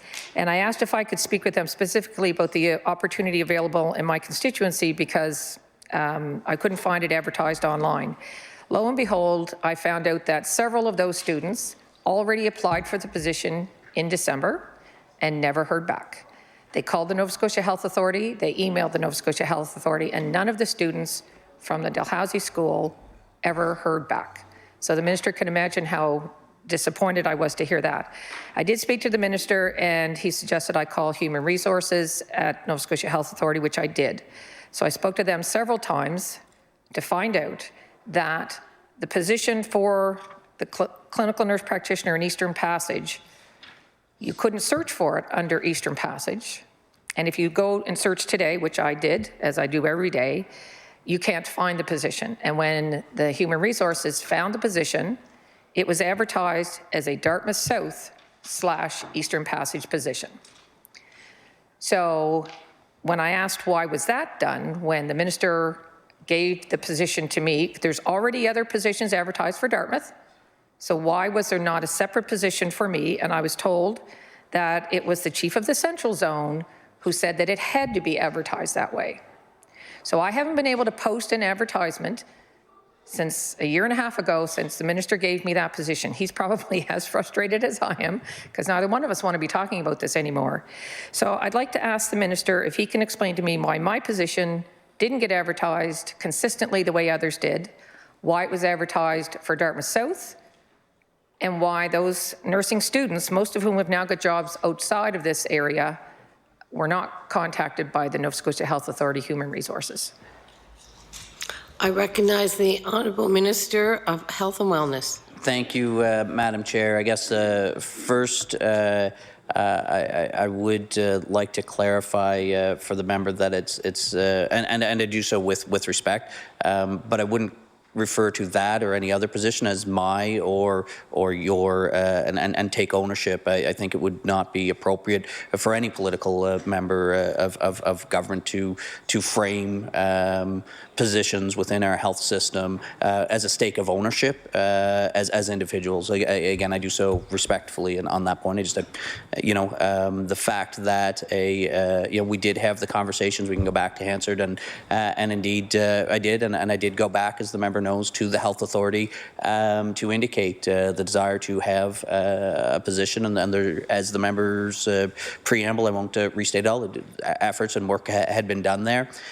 To the specific questions around specific potential applicants and what have you, I don't know the answer to that. It's not something I was aware of. No candidates that had brought to my attention. I don't know if in the members' conversation with HR, if they'd asked that question. I'd be curious if she'd heard a response to that inquiry from the health authority, if she knew in advance. So I think the member would be happy to fill me in. It'd save me saying that I'll go back and ask the health authority. If the member wants to share that, happy to hear it.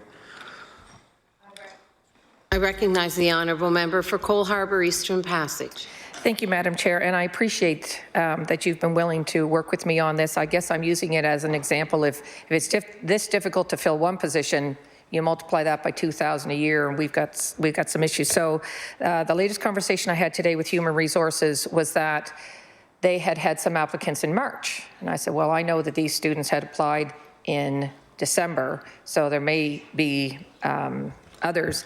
The other thing I was advised was that there was an applicant from out west who had some experience, which might be a preference over a new grad. However, there's 25 or so clinical nurse practitioner positions. All of the other students have already got jobs, so they had already been hired. So we're down to a very limited pool. So, I guess I'm wondering, given the challenges we're having with clinical nurse practitioners, why you wouldn't interview everybody that came through the door. And obviously, if there's somebody who's not qualified, that would be one thing. But I guess I'm wondering if the minister can tell me what he might be able to do to help me solve this issue for the constituency of Cole Harbour Eastern Passage, as well as globally for the whole hiring process at the Human Resources Department. I recognize the Honourable Minister of Health and Wellness. Thank you, Madam Chair. I guess the first thing I would say is, and I can appreciate the members' inclination to use a position that she's intimately familiar with, obviously through the advocacy and work and continued attention to the process to fill that position. But I don't think it's necessarily reflective of all positions throughout and the process for hiring. And I think, Madam Chair, just for the benefit of members that may not be as familiar with the position, I think some of the characteristics that reflected as a little bit different than others is as the first day, and I won't remember this word for word, but I do recall the essence of the first time this question came up, as the member said, about 18 months ago. It was that, and a subsequent time since, that there's no physicians in this riding for Eastern Passage. So, what can be done, and that's where we move forward to nurse practitioner. So it's a little bit different because this isn't recruiting to an existing location or facility or practice or what have you. So starting something from scratch is different than recruiting for a vacancy at an existing practice or space. The member alluded to something, again, I can't say with certainty, but just from the member's own comments in the discussion, the way I'm interpreting that is when they talked about perhaps the preference for someone with more experience, I suspect that may relate to, again, the specific nature of the position for which they're advertising. Nurse practitioners are very highly trained and skilled healthcare professionals, in this, and they work in a variety of settings. Some are in hospitals.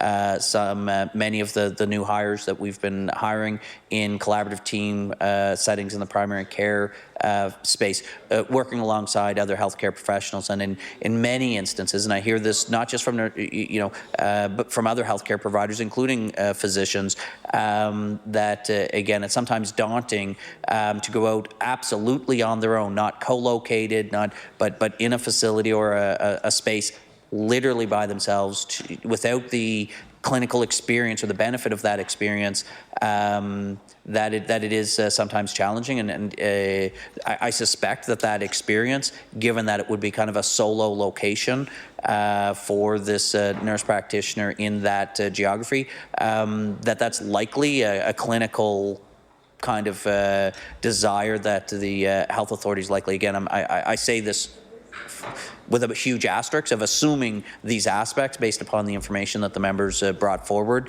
I would say, Madam Chair, that I think it's positive that the member noted that there are applicants from that are from the most recent, because I believe the position had been posted. I think the last time I checked, two or three times over the past. So they have been recruiting. They have posted. Again, as far as the specific applicant pool, when I've inquired, it had always been indicated that there hadn't been I can't remember the exact terminology, but a qualified candidate or the candidate hadn't been fulfilled. I did not delve into the question of what qualifications or what gaps they had in those specific positions for their expectations, but can certainly keep a little bit closer look on it. But knowing that there is a pool, I think, is what the member had said of applicants. So hopefully the community will see that hiring process continue in the near term. I recognize the honourable member for Cole Harbour Eastern Passage. Thank you, Madam Chair, and I thank the Minister for his answers. Unfortunately, when I did have a chance to talk to the students, because the posting was Dartmouth, when I actually explained to them that this position was in Eastern Passage, they were not interested in that particular area. So it makes it harder if we're not advertising where it is, because we could, I think, be doing a better job, and then hope we'll work together to do that. So I'd like to move on to continuing care, home care, and long-term care. Last week in the legislature, during question period, we asked the Minister for Labour and Advanced Education about the continuing care assistant grant that had been in place that resulted in an increase in the number of CCAs that were trained in this province. And I'm wondering if the Minister is aware of what year that program was cancelled. I recognize the Honourable Minister of Health and Wellness. Thank you, Madam Chair. I don't recall the dates around the CCA bursary program, but certainly as I was being briefed on the and delving in and digging into our strategy and approach and recommendations coming out of the long-term panel and how we're going to approach this. One of those recommendations, I think, that triggered the discussions about the CCA bursary program, one that previously existed. Again, I don't recall the time frames of it, but what I do recall, because it stood out to me as well, Madam Chair, when reading the panel's recommendations, that the recommendation was to reinstate or reestablish, which obviously leads to the next question is, okay, so what was the old one? What did it look like? And the indication was that it was something that was brought in place. It was a 2 or 3 year program, but it was a program that had a defined start and end to it. So it wasn't something that was a part of an operational program. It was a set program that had a beginning and an end period to it. I don't recall what those times were in the information, but it wasn't about. I was advised was not a cancellation of a program, but rather a program that had been established at the front end for 2 or 3 years, if I recall correctly, for the duration, and the program came to an end. And now we have a recommendation. I think this is the important part. We're at a recommendation here to establish a bursary program, and we do have the intention, Madam Chair, in this fiscal year to fund about $200,000 through to develop this bursary and have participants be eligible going through in the current fiscal year for this bursary to help as part of the recommendation from the long-term care panel. I recognize the honourable member for Cole Harbour Eastern Passage. Thank you, Madam Chair, and I thank the Minister for that answer. So I have the information in terms of the continuing care strategy in 2006 is when that grant program started. It ceased in 2013, so it was a 7-year program. It expired at the same time, I believe, as this government became the new government.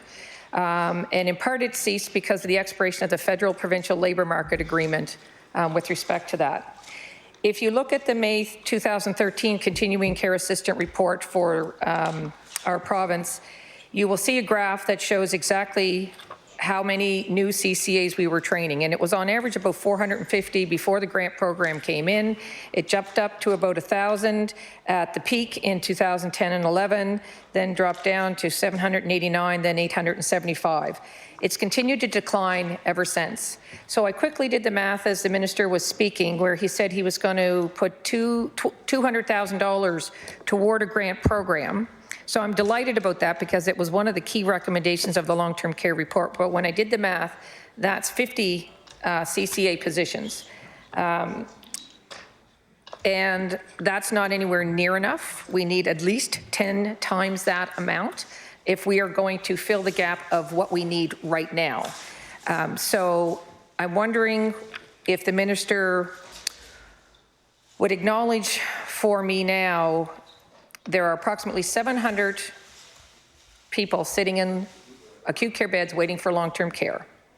The definition of not being eligible for home care and needing to be in a hospital is that home care, continuing care, and community services were insufficient to keep someone home. So what I'm wondering with the extreme shortage of CCAs, if the minister would reconsider expanding the CCA program back to the way it was in the past, where it provided grant funding to all students who wanted to take it, so that we could start going back to training about 1,000 CCAs a year, which is what the experts estimate we need in order to provide all of the home care and long-term care staffing that we need. Thank you.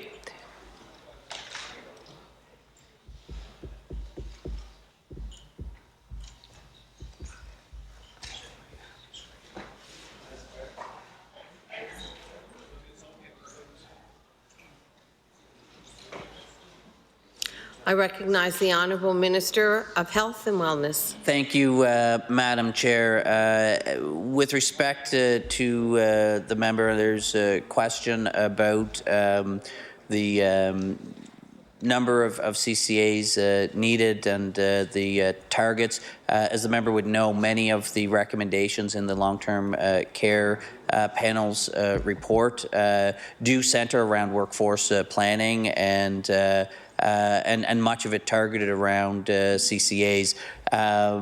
Much of the work in that space includes things like curriculum redesign. Some of the challenges that they identified was not just on the number being trained, but rather the number that you're retaining when they complete their training, enter the workforce in this industry, and provide care, but then for whatever reasons they opt out. And the recommendation was to delve in and look closer at that some of the complement could perhaps be addressed with changes in the curriculum and training programs that ensures that people, and I don't mean this in terms of a technical preparedness, but more broadly prepared for a challenging but very rewarding career in the continuing care sector, in long-term care facilities or through other services. So that's why we are working with the Nova Scotia Centre on Aging to do research around staffing models and staffing mix within our long-term care facilities. So before delving in and stating with absolute certainty what the demand numbers are. That's part of the more medium, longer term efforts to identify what exactly those demand points are, and we obviously assess and reassess the decisions that we make. So we recognize the importance and the value of bringing in some incentives to help support the expansion and fill in some areas where we have hard to reach. So tying our grant program appropriately to ensure we have people who come in and are eligible and that they fill positions that are the hardest to fill. And then, again, the additional work being done around workforce planning, around curriculum program design, and we think, again, the combination of the recommendations coming through that came through the panel and the work that's ongoing, we will see improvements in the quality of care being delivered in our long-term care facilities across the province. The grant program was one recommendation, one piece of it, and this is the approach we're taking in the short term to help have an immediate effect. And again, we'll adjust and modify our approach as we get more information and more of that work is being done to fulfill the recommendations from the long-term care panel. I recognize the honourable member for Cole Harbour Eastern Passage. Thank you, Madam Chair, and I thank the Minister for that answer. One of the things that I found interesting about the Minister's comments, he said that they are doing work for workforce planning, but they can't say with absolute certainty what the workforce needs are. So I'd like to provide the Minister with a copy of the CCA annual report, and he could perhaps give it to the Minister of Labour and Advanced Education because it falls under his category with the Nova Scotia Community College, which did not fill its CCA training programs. Just for the Minister's knowledge, the attrition rate for CCAs is around 16 to 18%, hasn't really wavered over the last decade or two. And I think that I don't want to speak on behalf of the CCAs, but I don't think curriculum changes are what they're looking for. They're looking for a higher wage than an average of $17.50, and they're looking for help in the nursing homes because they're not always filling positions when somebody's sick, and so one person is handling twice as many residents as they should. One of the questions I have for the Minister is when the long-term care report was requisitioned by the Minister, one of the requirements was to say what those staffing needs were. And the committee that came back with the report did not provide that. So I'm wondering if you want to know what with absolute certainty what the actual staffing needs are in long-term care, why are we okay with this report not giving us an answer, and when can we in fact expect the Minister to require that answer? Thank you. Were any of those reports to be tabled? Yes. Thank you.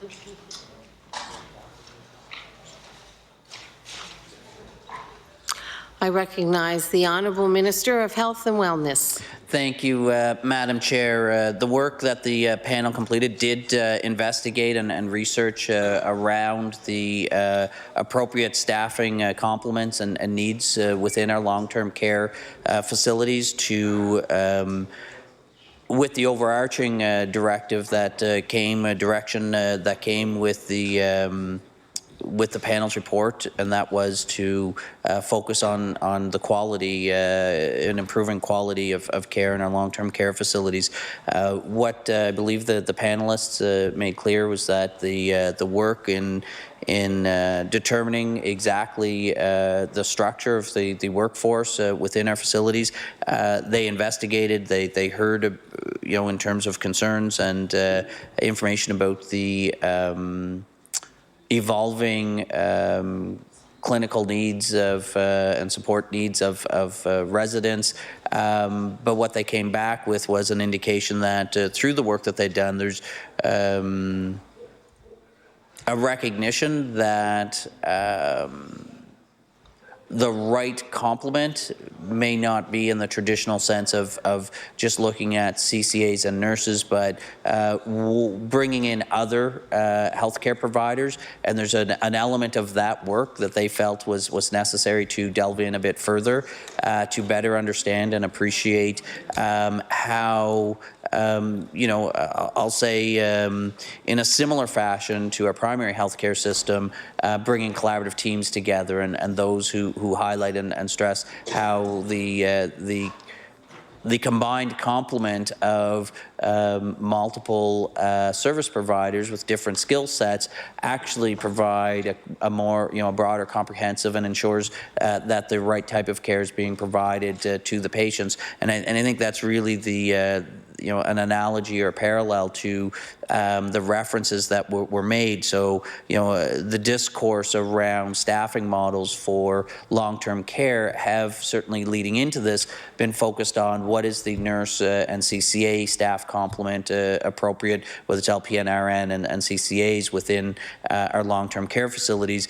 And the panelists raised the prospect that in their research and the work that they were doing is that, if you ramp up and move other levers within the environment, whether it's with physiotherapists or occupational therapists, and you bring in more of those supports within the system, that could or would impact and influence then what the ratio or the needs within the CCA and nursing complements would be. And so that's why it becomes a much more complex question around that type of research and analysis, and that's why we're continuing that work with the Centre for Aging to again ensure that we do answer that question, so that we're staffing to ensure we have the right quality program delivery for our long-term care centres, facilities.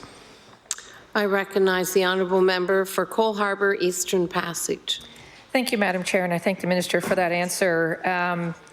As somebody who worked in with seniors and home care for my entire career, I do have overwhelming confidence in Janice Keefe and the Centre for Aging. We are incredibly lucky to have them here. But I do find it puzzling because this government has been in power for 6 years. And all we're hearing is about the crisis in healthcare, home care, and long-term care. And so I'm just wondering, if an expert panel cannot come up with appropriate staffing levels, then who are we listening to? And I would suggest that those who are working in the industry, the residents and their families, could tell you that what is there right now isn't anywhere close to enough. And I'm wondering if the minister is aware of some of the things that are happening when we look at continuing care. And I just want to mention a few of the challenges, and the question will be what, with the continuing to invest in home care, my understanding is there's approximately $283 million invested in home care for 29,676 Nova Scotians, give or take, which works out to an average of $9,536 per home care recipient. Several of the things that I certainly saw personally in the 10 years that I did home care, and I continue to hear about it, is it's a different CCA who shows up at the door almost every day. So the family member has to stick around and actually train the new CCA every time. They will often say, well, I've got a lot of people to see. I don't want to stay for the full hour, so I'd like to leave early. Or they cancel frequently, sometimes without notice, especially on evenings, weekends, and holidays, and most certainly in the summer times. And I've already mentioned in this House that I had 2 constituents whose family members had seen the CCA on a Friday. They canceled Saturday and Sunday, leaving a phone message. Those residents were found on the floor on the Monday morning. There are all sorts of challenges in the fact that the private home care agencies who have the service contracts will not directly bill private health insurers, and we discussed that last week. That's a huge issue, and that can be addressed by next time those contracts are negotiated, to give contracts to those who are willing to make it easier on our seniors, not harder. The other thing that I know happens quite regularly is that the care plan that was established isn't necessarily the care plan that gets done. So I'm wondering what the minister can tell me his department has done to improve the continuity of care with the current private health providers sending in a different CCA on a regular basis. Thank you.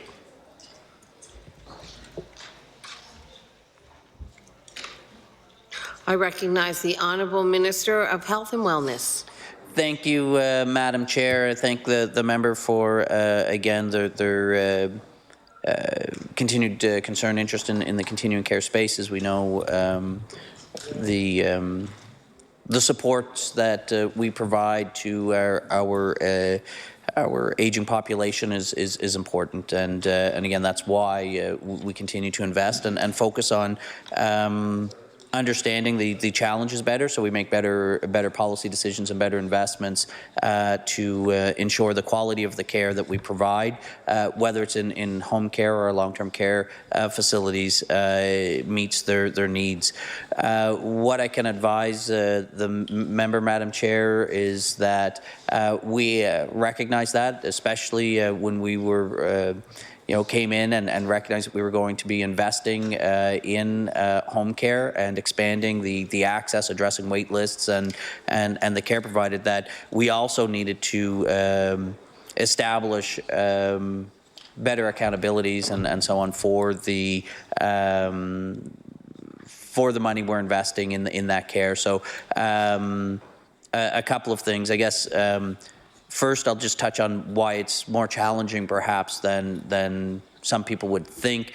Part of it is that home care being delivered in many parts of the province, the relationships with the home care providers, long-standing, many nonprofits, well established in their communities, with extremely good relationships with the residents, the clients that they serve.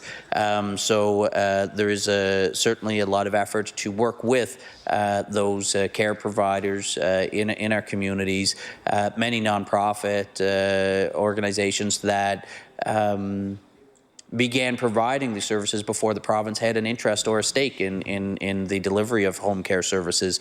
So it's really the evolution of the home care environment that we have that is a significant, I believe, contributing factor to sometimes variability across the province in terms of the delivery of that care.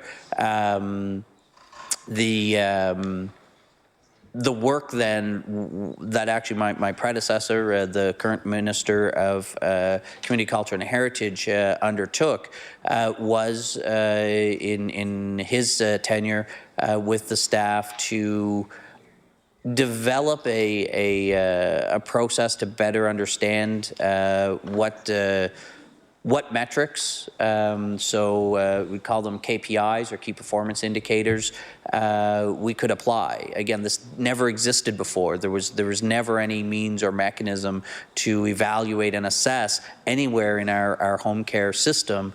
So we were starting from scratch as a government to bring some level of measurement and oversight, and building from there is building into the accountability. So I believe it takes time to develop what is likely to be an appropriate set of KPIs. What are the the metrics that should be tracked? Then we have to work with our care providers, those who provide the home care service. Again, keeping in mind that these are not necessarily, in many instances, these are not large corporations with a ton of resources to build in. These are, in many parts of our province, small nonprofit agencies that, again, have been providing the service from long before government ever got involved. And so as government changes the expectations within these entities, there is a need to work with them and help bring them along and support them as they begin tracking the new data, information, and so on. So it does take some time. So we have implemented a set of KPIs. We've been collecting the data, continuing to work with those service providers to again, we collected the data, we looked at it, you see some anomalies in that data, so then we have to work to try to understand, Madam Chair, why there's an anomaly. Is this an anomaly because of the provider, or are we, do we have data collection issues? Are we not appropriately collecting the data from some providers? So you do more training and support. So given that, I think we've just finished, I think, the second year of collecting data, but we continue to work with them. We're building those KPIs into our expectations, working with them. It does at the front end allow us to identify where we need to do some more work with providers, and that's our first step, rather than coming in with a hammer over the top instantly. Again, recognizing the historical role and relationship that we have with many of these service providers. But the goal and certainly the work that we're doing with these KPIs is to help do just what the members have been talking about, is understand how the performance is for, how many canceled visits or what have you. I don't have the list of what the KPIs are, but things like that, where we've had challenges, Madam Chair, with and we've heard those concerns too, right? Canceled visits or completion of visits. So I forget exactly how we're tracking, but things like that are what's captured in those KPIs. I recognize the honourable member for Cole Harbour Eastern Passage. Thank you, Madam Chair, and I thank the Minister for that answer. I agree with him 100%. It is about changing expectations and requiring people, and I know quite a number of those companies because I worked side by side with many of them. They're all working as hard as they possibly can. And there are some who are staying late and coming on weekends and going well above and beyond. So I don't want anybody to ever think I'm not 100% in support of what they're doing. And I think that those KPIs and the information will give us a lot of information that we can use. Because I think there's, the consistent theme is always, it's about the caregiver and the stress that they're under. So I do want to switch. I'm just going to throw out a different topic here for a second. Has the minister considered covering hepatitis C vaccinations for those who are in our prison system in Nova Scotia?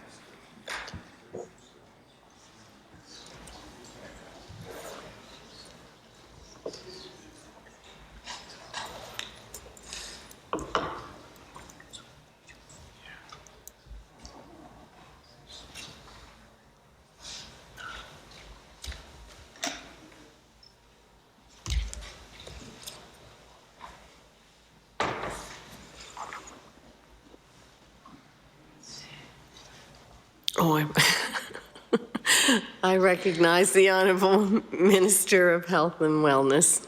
Thank you, Madam Chair. I'd like to recognize you as well. Before I answer that question and switching topics, since we are switching topics, I'm going to switch back to a previous topic, the member's question around the nurse practitioner in the Eastern Passage area. Just the latest update, I just got an update, some staff in the department who are watching and trying to help me answer when there's some specific data questions. This one, staff did reach out, and as of Friday, so the data they have as of Friday, was that there were actually interviews. So I know the member had indicated there were some applicants. We do understand that there were some interviews that have taken place as well for the position. That's the latest we have. As far as whether any of those interviews will result in an offer will remain to be seen. But certainly, Madam Chair, to the member, interviews as step one, or applicants as step one, interviews as step two, and offers would be step three.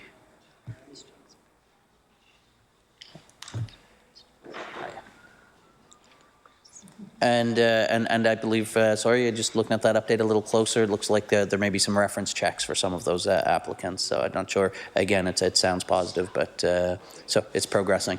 To the current topic now, Madam Chair, which is that of hepatitis C treatments. Again, if the member will indulge me, or Madam Chair, if you'll indulge me, just for the benefits of the other members who may not be familiar with this, hepatitis C as a condition has historically been a condition requiring extended treatment care, and there has been a lot of progress with treatments that can actually cure and cure one's hepatitis C status. So I do know that public health has been doing some work to roll out and provide some care. I don't recall off the top of my head, though, and I just checked with staff here as to what the status of the program, but certainly I know from early on in my mandate that there's been some work there with the prison, I believe in the prison population. I don't recall what the current status of that work has been, but certainly, and Madam Chair, just for the benefit of members who may question why the prison population would be a starting point to pilot some of the work and moving to the investment for addressing hepatitis C. If the member's okay, I'd like to just explain that to people who might be wondering, why we would target that population. What it is number one is the prevalence of actual infections and the risk factors, and of course the transmission from someone who's infected to someone who's not, and in a closed environment, and some other characteristics of that population, again result in a higher percentage of people with the hepatitis C condition. The other thing that's important to note is that this treatment that can lead to curing does require strict adherence to the treatment protocol, and I believe one of the reasons it was originally brought forward to look at working in this population related to the ability, given the nature of the environment again, to be able to monitor and ensure the successful completion of the treatment to have the cure ultimately maximize the possibilities of the cure taking place. So that's just, again, for members, the member may have already known that part of it, but for the benefit of other members, I thought I wanted to make that clarification. I recognize the honourable member for Cole Harbour, Eastern Passage. Thank you, Madam Chair, and I thank the Minister for that answer, and I do want to clarify what I meant, the treatment for it, not the vaccination for it. So yes, the treatment for it. And of course, I would maintain that where there's a treatment for something like this, there are some who have private health insurance that would cover it. And so for those who aren't covered, I would like to see that covered for all of them. I do have another question about medications. Residents in long-term care facilities are automatically given the high-dose flu vaccine. We have, give or take, 700 Nova Scotians sitting in acute care beds waiting to get into long-term care. So I'm wondering, would it not be possible and practical, where we know they're not going home, to give them the vaccination so that they're already starting to build up an immunity before they move into the long-term care facilities? Thanks. I recognize the Honourable Minister of Health and Wellness. Thank you, Madam Chair, and may I suggest we'll give the member a gold star for that one. It's a great question, Madam Chair. I don't believe that was a question discussed with public health officials when they brought this proposal forward. What I can advise the member is certainly when we were looking at last year, and last fiscal year, the one that just ended, was the first year we actually did this, and we made the decision in the spring of the year that we would pursue or cover the high-dose flu vaccination, which is relatively new. Again, I want to highlight this is a relatively new treatment option within the healthcare system. So we did, and we wanted to roll it out, and people have over the year asked, why is it only long-term care facilities that we targeted? And really the rationale behind that was to, because they're at the highest risk, and part of the risk factor that plays is not just their age, so it's not just a notion, but some of the frailty. So of course, living in long-term care facilities tend to be higher frailty aspects. And the third variable at play, which is what distinguishes long-term care facilities from the general population, is that they do live in an essentially like an institution institutional, co-located with large population, so that if one person gets the flu, the communicable nature of that condition would spread through the facility, and you don't have the flexibility of being, only shortly you're in that environment, and that's where you're residing. So your entire day often is spent and exposed. So you're at a greater risk in those settings, which is why, and again, what our commitment was we would perform that, proceed with it, and collect the data and analyze to determine whether the results we see in Nova Scotia and in these facilities meets the expectations that we're going in, and that would help the public health officials analyze and make recommendations as to whether or not that would be a policy to pursue in the general population for other seniors. I know there's a lot of advocacy to do that, but the commitment we'd made was we'd make an evidence and informed decision on that.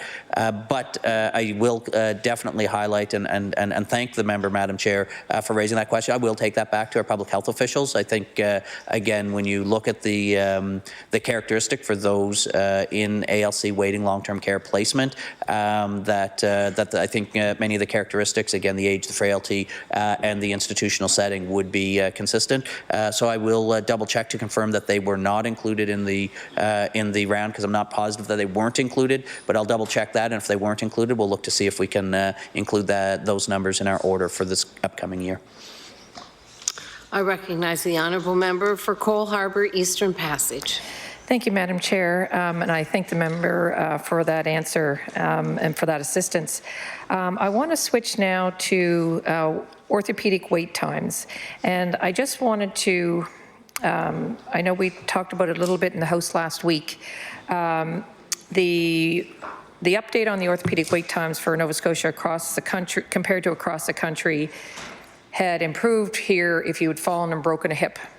That the average was 48 hours. And a friend of mine whose mother is 98 and a half just fell the other day, broke her hip, got in within the 48 hours, and I'm extremely grateful for that. But I just want to draw everyone's attention to the fact that by the time someone reaches the point of needing a consult for a hip or knee joint replacement, they have already been suffering for years, if not a decade or longer. And currently now in Nova Scotia, you can see the wait times on the Nova Scotia Health Authority website, which is a phenomenal piece of transparency. The average wait time in Nova Scotia for hip surgery, for the general hip surgery replacement, is 213 days just for a consult. So that means you've been living with it for probably 5 years or more. You've probably sought all sorts of care. You may or may not have a family doctor to facilitate a referral. So that's 213 days to get a consult. Then if the surgeon refers you for an MRI, the average wait time is about 224 days for an MRI in Nova Scotia. He won't operate on you until he's seen that MRI. So then, once you get back in to see him, and he says, yep, you need surgery, you wait in this province an average of 467 days. So from the time you actually are stepped through the door from the time your family doctor says you need to see a surgeon to the point where your surgery is actually scheduled is 904 days. So that's an average of 3 years. There's an awful lot of interventions that could have been done in the meantime. They could have seen physiotherapists, occupational therapists. They could have seen a pharmacist for better management of chronic pain throughout that time.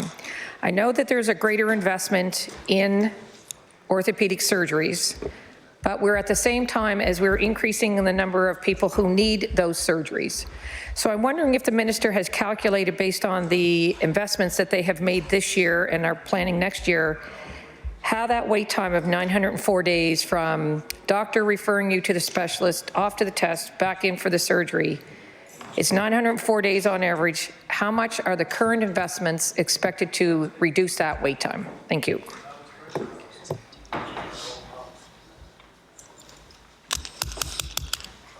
I recognize the Honourable Minister of Health and Wellness.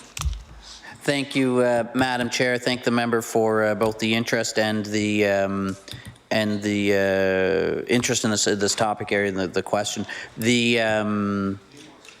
The progress that has been made, as the member noted, I think one of the members of the NDP caucus asked similar question, and as I noted,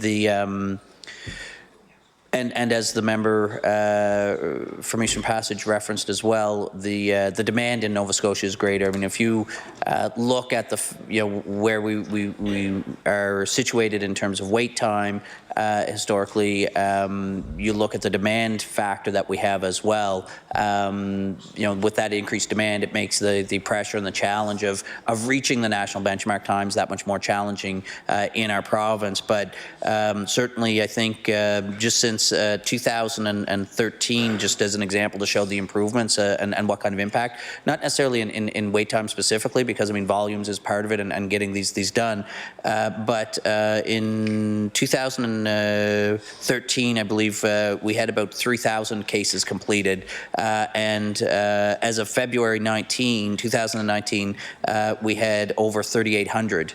So we had an increase of over 800 cases, and February we still had another month of surgeries to be done. So we're I believe estimating that we'll have hit or been very close to 4,000 cases. So we've basically increased by 30%. The number of surgeries from 3,000 to 4,000 is a 30% increase in the number of surgeries based upon the investments we've done to date. The driver in these investments, again, it's not just the dollars. So the dollars are important, but last year we saw an increase of surgeries. I think a couple of hundred additional surgeries from the point when we announced the program that we were implementing in October and the end of fiscal year at the end of March.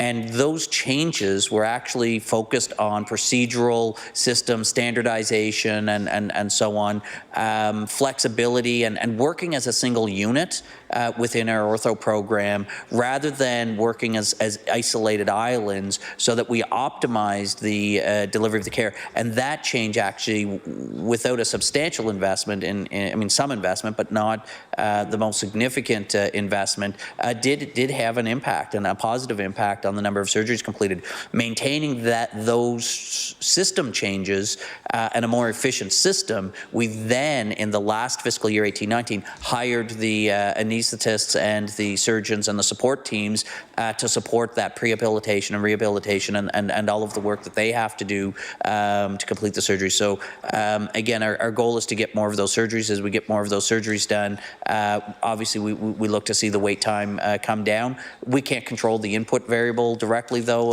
Madam Chair, which is the demand on the system for the needs and the pressures, but certainly that's where, again, some of the demand on our system and some of those surgeries are actually when I talked to Dr. Dunbar, who's a surgeon who works in this space, he talked and does a lot of research in this space, and he, remember one of the last times we chatted, he showed the data around not just the number of surgeries, but the secondary surgeries, that is replacements or fixes to hips and so on. And again, one of the quality control improvements that was part of the overall design of this plan was, again, bringing in the prehabilitation component, which the research that influenced the recommendation and the recommendation we accepted and pursued was that you get better outcomes. So you have fewer resurgeries. So not only are we working to get the more surgeries because of the investments and having more staff, but in fact, we're investing so that for everyone who does have the surgery, they are prepared to have the best possible outcomes and the highest probability of success from that surgical service. So that's what we've done. I think we have time for probably another question. We do. I recognize the honourable member for Cole Harbour Eastern Passage. Thank you, Madam Chair, and I thank the Minister for that answer. And for those who aren't familiar with prehabilitation, there's actually one of my former professors who sort of came up with that when he was talking about Parkinson's. But it's a program where people go in and they go into a 6-week program prior to their surgery, and the outcomes are so much better. We do need more home care, physiotherapy, and occupational therapy after the surgery, especially if the surgeons are getting to the point, which I hear they are very closely, to doing day surgery for hip surgery and knees, so we could use a little more support in that area. My last question is about the Veterans Memorial Building. I understand that there may be some beds vacant over there. I know that in long-term care, there is a great emphasis on keeping spouses together. The veterans, we know the number of them are declining every year. We estimate approximately 8 to 10 veterans who have been separated from their wives but reunited with people who also served in the military. And I'm just wondering if the minister could tell us, without me getting into specifics of any individual veteran himself or herself, where there are some beds empty at the Veterans Building and where it is a Nova Scotia Health Authority asset in partnership with the federal government, if the minister would do what we've done for long-term care clients in trying to keep spouses together, if he would help work with us to try to reunite the partners who wish to, so that they could also stay together in the Veterans Memorial Building. Thanks. I recognize the Honourable Minister of Health and Wellness. Thank you, Madam Chair, and of course this is an important topic. I believe the member's colleague, the member from Pictou West, raised similar questions related to, again, a federal funded facility operation in the Pictou community.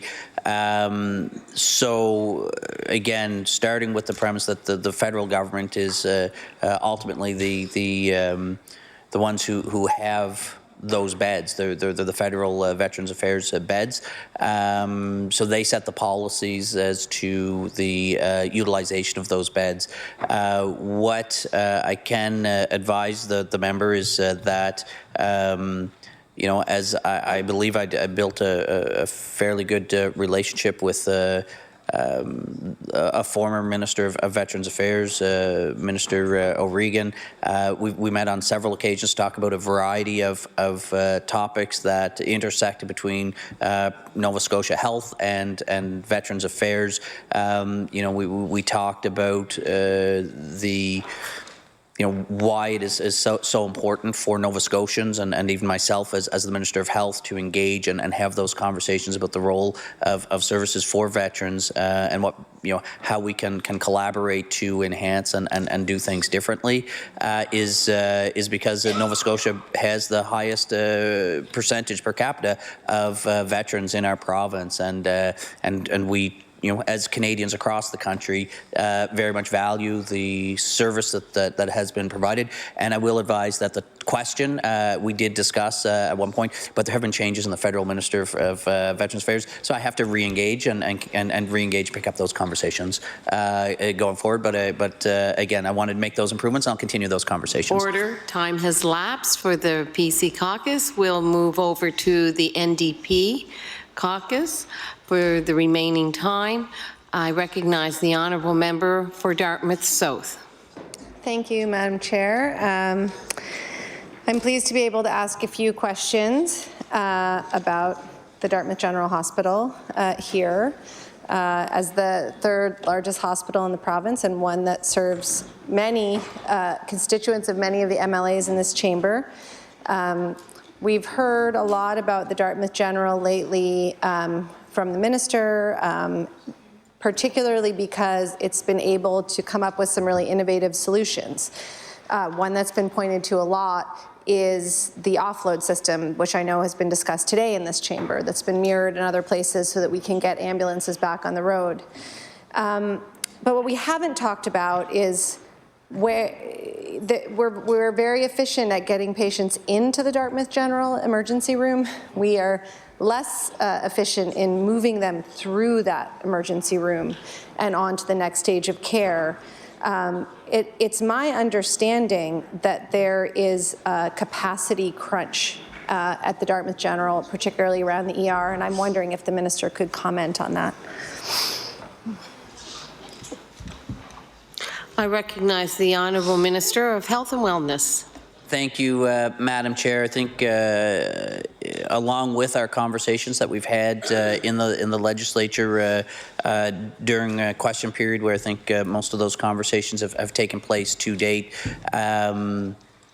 we have talked about, and I think a lot of the attention has been on the offload and the transition from paramedic stretchers to hospital-based and the care of the hospital so the paramedics can go back out. That's correct. That has been a focal point of the conversation.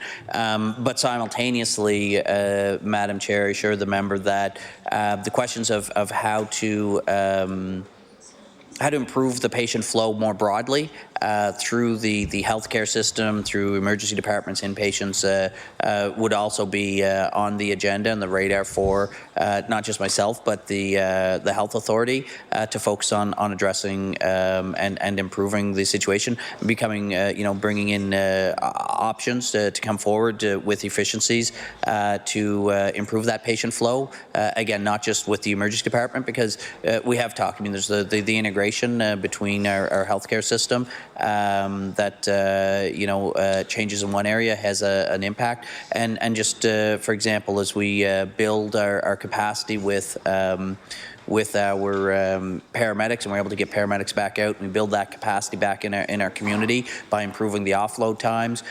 We have the new program, the community paramedicine program that we rolled out in Cape Breton, monitoring that program is designed to help improve the discharge, so the patients are able to get discharged out of the hospital even quicker, so that while still getting care in their home, with a combination of the paramedics who could be in the home and telenurse services to ensure that in that short term we can get the patients with the care that they need in a safe home environment. And that, again, freeing up some beds within the acute system. So there's a number of innovative ideas and solutions being pursued within the health system. Again, one of the areas getting a lot of the attention is the offload. But, Madam Chair, I want to assure you that the Health Authority and our partners continue to look at all of the areas to improve the system flow and the efficiency of our healthcare delivery, while still maintaining the quality of that care that's being provided to all Nova Scotians. I recognize the honourable member for Dartmouth South. Thank you, Madam Chair. I guess a quick question is whether whether there's a line item in the budget. I recognize that the Dartmouth General is part of the central zone, but I am specifically interested in that facility. And so I'm curious whether, I mean, we know that there's the renovation going on. We know that there's an expansion of the surgical theaters. We know that there are corresponding beds. But what I want to know is, I'm sure there's work being done to help with the capacity issue, but my understanding is that there's a very real capacity issue right now. And is there investment being made to that end in that facility? I recognize the Honourable Minister of Health and Wellness. Thank you, Madam Chair, and I do note and I'm fine with the member focusing on her community. I think it's one of the privileges of being in the chamber and of estimates debate that we can actually engage in a conversation, even on specific community-based areas of concern, not afforded in question period. So I don't think the member, Madam Chair, needs to apologize for that. The member noted a number of the initiatives taking place as part of our redevelopment project for the Central Zone, for the QE2 redevelopment project. That is the surgical theatres and some of the other inpatient work that's been done, the dialysis chairs that'll be added, and so on. That all of this is part of us recognizing, and I hope the member and her community recognize that we do see the important role of some of the people I've spoken to, Madam Chair, have from Dartmouth, have articulated, which again, I'm not from the city. Yeah, from Antigonish, Madam Chair, and I'm not necessarily as acutely aware when we're from outside of the city. I guess in fairness, before I got into politics, I used to just think you go into the city and it was all the city. Because of it was just a lot of big buildings and houses. But Madam Chair, what I've certainly come to appreciate more acutely is that there, particularly Dartmouth, there is a culture. When I was there, one of the announcements, the pride is tangible in the citizens of Dartmouth, and so I hope they appreciate that. Again, when we're looking, we see Dartmouth, we see them as an important part of our health system. As far as the emergency, I'm not sure exactly what there's not a capital piece to that work in terms of the investments that have been announced to date as part of the QE2 next generation redevelopment. But the work that's being done and the investments within the overall hospital system are to improve and increase the capacity and the delivery of services out of the hospital in Dartmouth. The work is ongoing, and again, there are, as we talked just with the previous member, Madam Chair, the questions around orthopedics, that much of the work to improve the efficiency were actually structural, and by structural I mean process structure changes as opposed to physical infrastructure changes, and we can actually see improvements in the delivery and the efficiency of the delivery of care through those types of changes. So that's the type of work and investments and focus that's taking place. It's not always about physical infrastructure, and when it is, again, those are different conversations. But within the system, and I guess I interpret the member's question as infrastructure investment change in that capacity space for the emergency department at Dartmouth General, and that's not been a project announced or a direction thus far, Madam Chair. I recognize the honourable member for Dartmouth South. Thank you, Madam Chair. To clarify, I don't think it's necessarily infrastructure. It could be staffing related. But I guess I'll move on to my second question, which I think provides context, which is that my understanding, and if the minister has these numbers and could table them, it would be great, is that the average length of stay post-admission for ER patients at the Dartmouth General is double what it is at the QE2. So it takes twice as long for a patient to move through the emergency room at the Dartmouth General as it does at the QE2. And, patients are being admitted to lounges and hallways, and notwithstanding the efforts going on, this was happening last week. There were, elective surgeries canceled. So I leave it to the clinical care experts to understand where the investment needs to be made. But I guess my question is, what is being done about that? Because as from the outside or from just at the outer edge, I guess, it does feel like there's a huge capacity issue, and one that, although we are a city hospital, to the member's former point, we also serve an enormous catchment, as you know, as the member knows, that expands well beyond what anyone thinks of as the city. And as you get further and further out in that catchment, you're at the edge of other facilities that are often experiencing emergency room closures. So, we have maybe a couple 100,000 people on some days that might rely on the Dartmouth General as their primary care hospital. So that's the question I'm asking about, that post-admission stay, the fact that it's so much longer than our other main hospital in the Central Zone, and what's being done about it.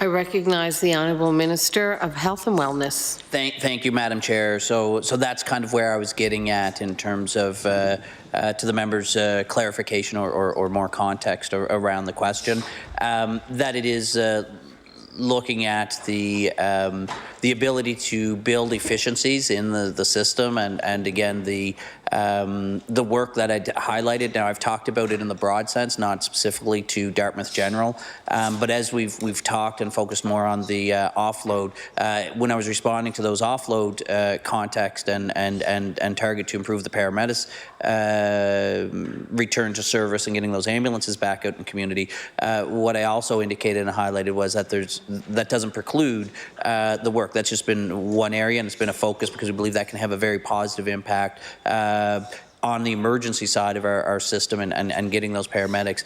As I said, one example of how having increased capacity with paramedics and managing the availability, Madam Chair, and workflow or workforce is something like the community paramedicine program that we rolled out as part of the Cape Breton redevelopment project. It's pilot early stages now, but that program is being designed to help our hospitals. And while it's not in Dartmouth now, it started in Cape Breton. As we learned from this program, to have healthcare providers in our hospital settings recognize that sometimes they have patients that are just waiting for discharge and they're kind of on the line, that if they were comfortable and confident, Madam Chair, with the supports that they might have a little bit of extra monitoring, and that's the only reason why they're in. They don't have necessarily a high acute condition, but they are a condition that they just want a little bit more monitoring, then we can have the paramedics provide that in home in collaboration with nurses that work through telehealth and are available to support, to bridge that gap. Sometimes the gap is actually just waiting for home care to be available for the patient before they discharge. Having the community paramedicine helps bridge that they can respond in real time, address that day or 2 days to have to having home care scheduled in, because the paramedic system being, Madam Chair, more kind of instant call-based response times, and they can build that in through that program. And that's designed, again, in Cape Breton. We're testing it with a goal to see about having it rolled out in other sites to help, again, improve the discharge time. And that's building capacity without physically building infrastructure capacity. And then, again, in terms of other efficiencies within the system, having the Health Authority evaluate and make decisions on how they're going to operate, Madam Chair, their facilities, as the member noted, looking at the clinicians and the Health Authority administration to make sure that they're managing and administering our health system to be as efficient while still respecting the quality of the care being delivered by our frontline healthcare workers is the balance that we expect the authorities, both of them, both the IWK and the NSHA, to always be pursuing on behalf of Nova Scotians. I recognize the honourable member for Dartmouth South. Thank you, Madam Chair, and thank the member for that answer. Just to go back before I move on, that waiting period that I mentioned, I wonder if the member could share those numbers now or going forward. I recognize the Honourable Minister of Health and Wellness. Sorry, Madam Chair, I apologize for that. We don't have the details here with us, but we'll dig in, and as I've been able to do sometimes, I get the data and I might interject. If I get it while we're here, I might interject in between other questions, and if not, we'll make sure I get the data, or I'll make every effort to get the data to the member, Madam Chair, when I do get the information. I recognize the honourable member for Dartmouth South. Thank you, Madam Chair, and I thank the member and look forward to seeing those numbers, I think. But I guess some context is, as again has been referenced, we have this big expansion that's going to happen at the Dartmouth General, where essentially it will close to double in size. And I think there are accurately many in the community, myself included, who are excited about that. I think as the member was just talking about with my colleague and the official opposition, orthopedic surgery and the wait times for that is a huge issue that all of us are aware of in this chamber, and starting to alleviate some of that is great. I think, however, there are some concerns that there are these new beds opening, but that actually, the clinicians and particularly the emergency department aren't really going to have access to them for the community, which isn't to say, again, that there's anything against the expansion and that services will be offered to everyone, but there has been some indication that perhaps some of those beds would open earlier than the operating theaters. And I wonder if the member could comment on that. I recognize the Honourable Minister of Health and Wellness. Madam Chair, I don't have any details to share in that regard at this time. Again, the project team is busy at work getting, in fact, I think, I'm trying to remember if the member was at the announcement when we were up on which floor is it now? I can't even remember, where they were just starting the renovations, 5th floor, yeah, I believe, getting those renovations, and you saw we were able to observe some of the roughed-in rooms. So, I mean, there's a lot of work still to be done, so nothing to share or provide at this point in time. Again, first priority of the project teams is focused on the completion of the work, and doing so in an active hospital is a little bit more complex, as we announced during the Cape Breton announcement, for one of the contributing reasons for building in back. And that said, you know, that means there's time as they look at how they can move forward and address some of the pressure points. You know, I would be surprised if people are looking at and evaluating creative or new ways to create some improvements in processes, and looking at what resources they have is always part of that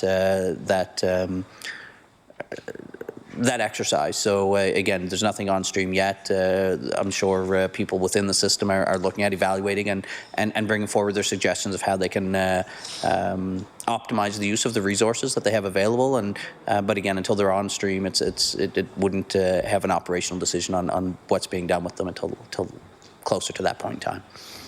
I recognize the honourable member for Dartmouth South. Thank you, Madam Chair. To clarify, I guess, one of the questions that I think some people have is, bear with me, I feel a little bit like conspiracy theorist, but I'll just ask this question because this is what I'm hearing, is that we've got 44 beds that are going to open for the new surgical spaces, but those beds may well, at least half of those may well be ready before the surgeries. There's some concern that with the massive amounts of volume throughout the central zone, including at the QE2 and the Cobequid, that some patients will be transferred from other points in the central zone to the Dartmouth General to alleviate those capacity issues. From where I sit, that's very troubling because we know that already we're experiencing situations where elective surgeries are canceled, where the ERs are backed up, where people are being sent home. So I guess I'm looking for an assurance that that's not being contemplated, not because everyone in the central zone doesn't need and deserve the best care, but because we're already at something of a breaking point in our community hospital. And while I think it's wonderful that we're expanding these services, I think we need to ensure that this enormous catchment is taken care of. I recognize the Honourable Minister of Health and Wellness. Thank you, Madam Chair. I think, as I'd noted in the first response, there is nothing to report in that space at this time. What I went on to articulate is I wouldn't be surprised if people are looking at and considering or contemplating, but certainly nothing that I've heard. I think, you know, to that end, I'm responding to the member's question that clearly there are people who are contemplating or talking about. But all of that said, I think where the member's concerned is about the you know, how patients flow within the system and between facilities. To that end, depending on the specific clinical nature of patients, I mean, there are times where there may be needs to have patients who from one facility to another facility to meet their care needs because it's the appropriate place for the patient to be, and I think that will continue. I think it's one of the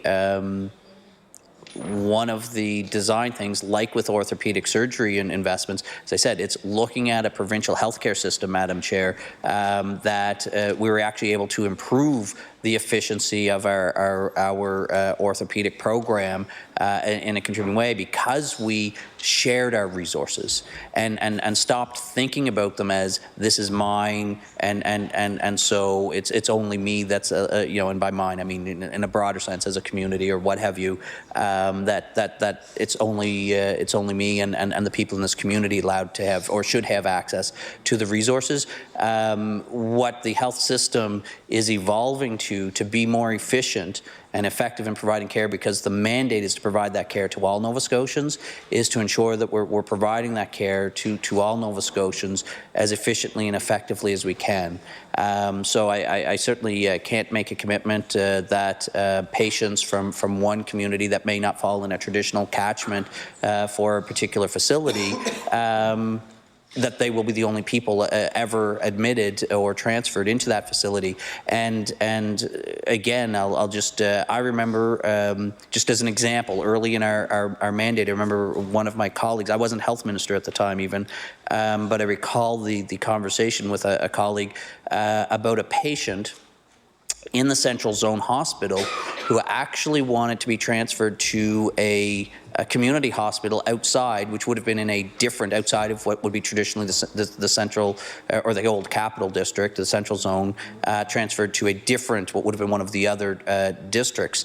And it was early on, and the flows weren't there yet, saying this is a system. And you know, I recall the conversation we had. Well, that's actually part of the purpose, is that patients can be or should be able to be seen or treated really anywhere in the system. And if there's capacity and the ability to accommodate that may be considered. And what that situation actually resulted in was someone from the urban centres being transferred to one of the rural communities because it was closer to family that would be able to support and help them in the recovery process. Again, that's just an example of why, you know, one of the reasons why we have a healthcare system that's provincial based is because we need to look at our provincial assets, because in many parts of our province there are assets that are being underutilized while others are being strained on those same assets. We need to be willing to look at us as a province and share those resources that we have, because you know, we'll go broke trying to ensure that everybody has everything everywhere. We really do have to ensure that we're being efficient with our investments. I recognize the honourable member for Dartmouth South. Thank you, Madam Chair. I'm well aware of our need to work as an entire province, but I think the key word that the member just said is if there's capacity. So as I said in my last question, I think it's great that we're opening up the Dartmouth General. I think it's great there's orthopedic surgeries there. It's not great that there are consistently patients being admitted to lounges and hallways. So if there's capacity there and people can be transferred there, I'm all for it. But my question is that when there is no capacity, when it's always at 150% capacity, that's where I think it's troubling to think of other even more stressed parts of the system, you know, kind of layering over that. So I won't beleaguer the point, but that I wasn't implying that everyone should have their own fiefdom. I'm well aware that we can't run a province that way, but I am very concerned because of the acute lack of capacity we have there already. And I guess my last question, I don't know if the minister will or the member will have time to answer, is just around mental health. So in terms of people moving across the system, we know that routinely patients who are triaged to the Dartmouth General with acute mental health issues, which happens all the time because they go to the nearest facility, are medically cleared and then often wait for days until they can be transferred to the QE2 to actually receive any mental health care at all. My understanding was that there was some progress made on this. I wonder if that's true and if the minister could speak to any plans to improve that situation.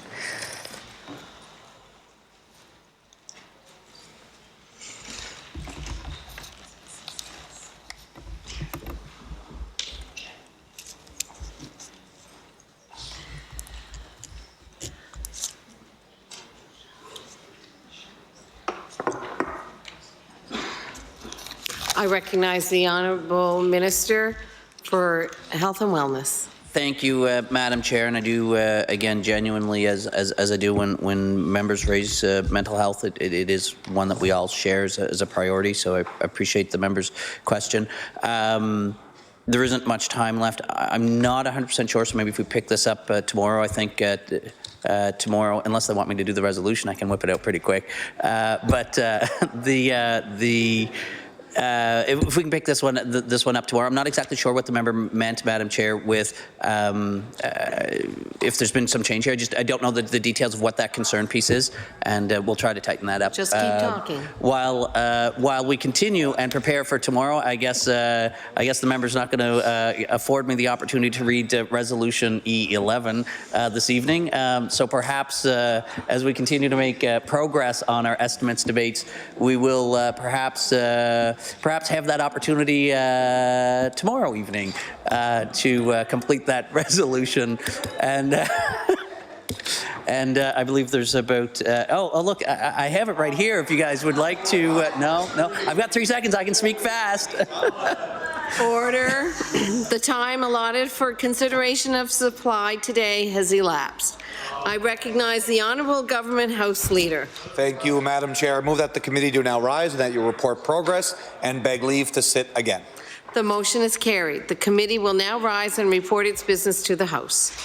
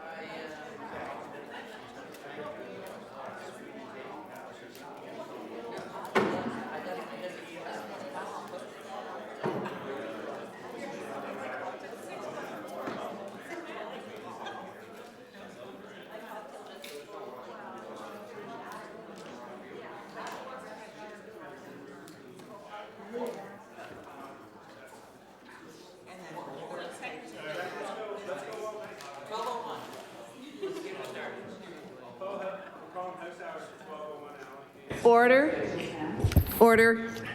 The Chair of the Committee of the Whole House on Supply reports that the Committee of the Whole on Supply has met and made some progress and begs leave to sit again. No. I recognize the Honourable Government House Leader. Thank you, Madam Chair. Madam Speaker, this concludes the government's business for today. I move that the House do now rise to sit again tomorrow, Tuesday, April 2nd, between the hours of 1 p.m. and 10 p.m. Business will include the Committee of the Whole on Supply, public bills for second reading 119 and 121, private and local bills for second reading 122, and with time permitting, the Committee of the Whole House on Bills to consider bills 103, 105, 106, 109, and 112. The motion is that the House rise to meet again on Tuesday, April 2nd, between the hours of 1 and 10 p.m. Would those in favor of the motion please say aye? Aye. Contrary-minded, nay. The motion is carried. We stand adjourned until April 2nd at 1 p.m.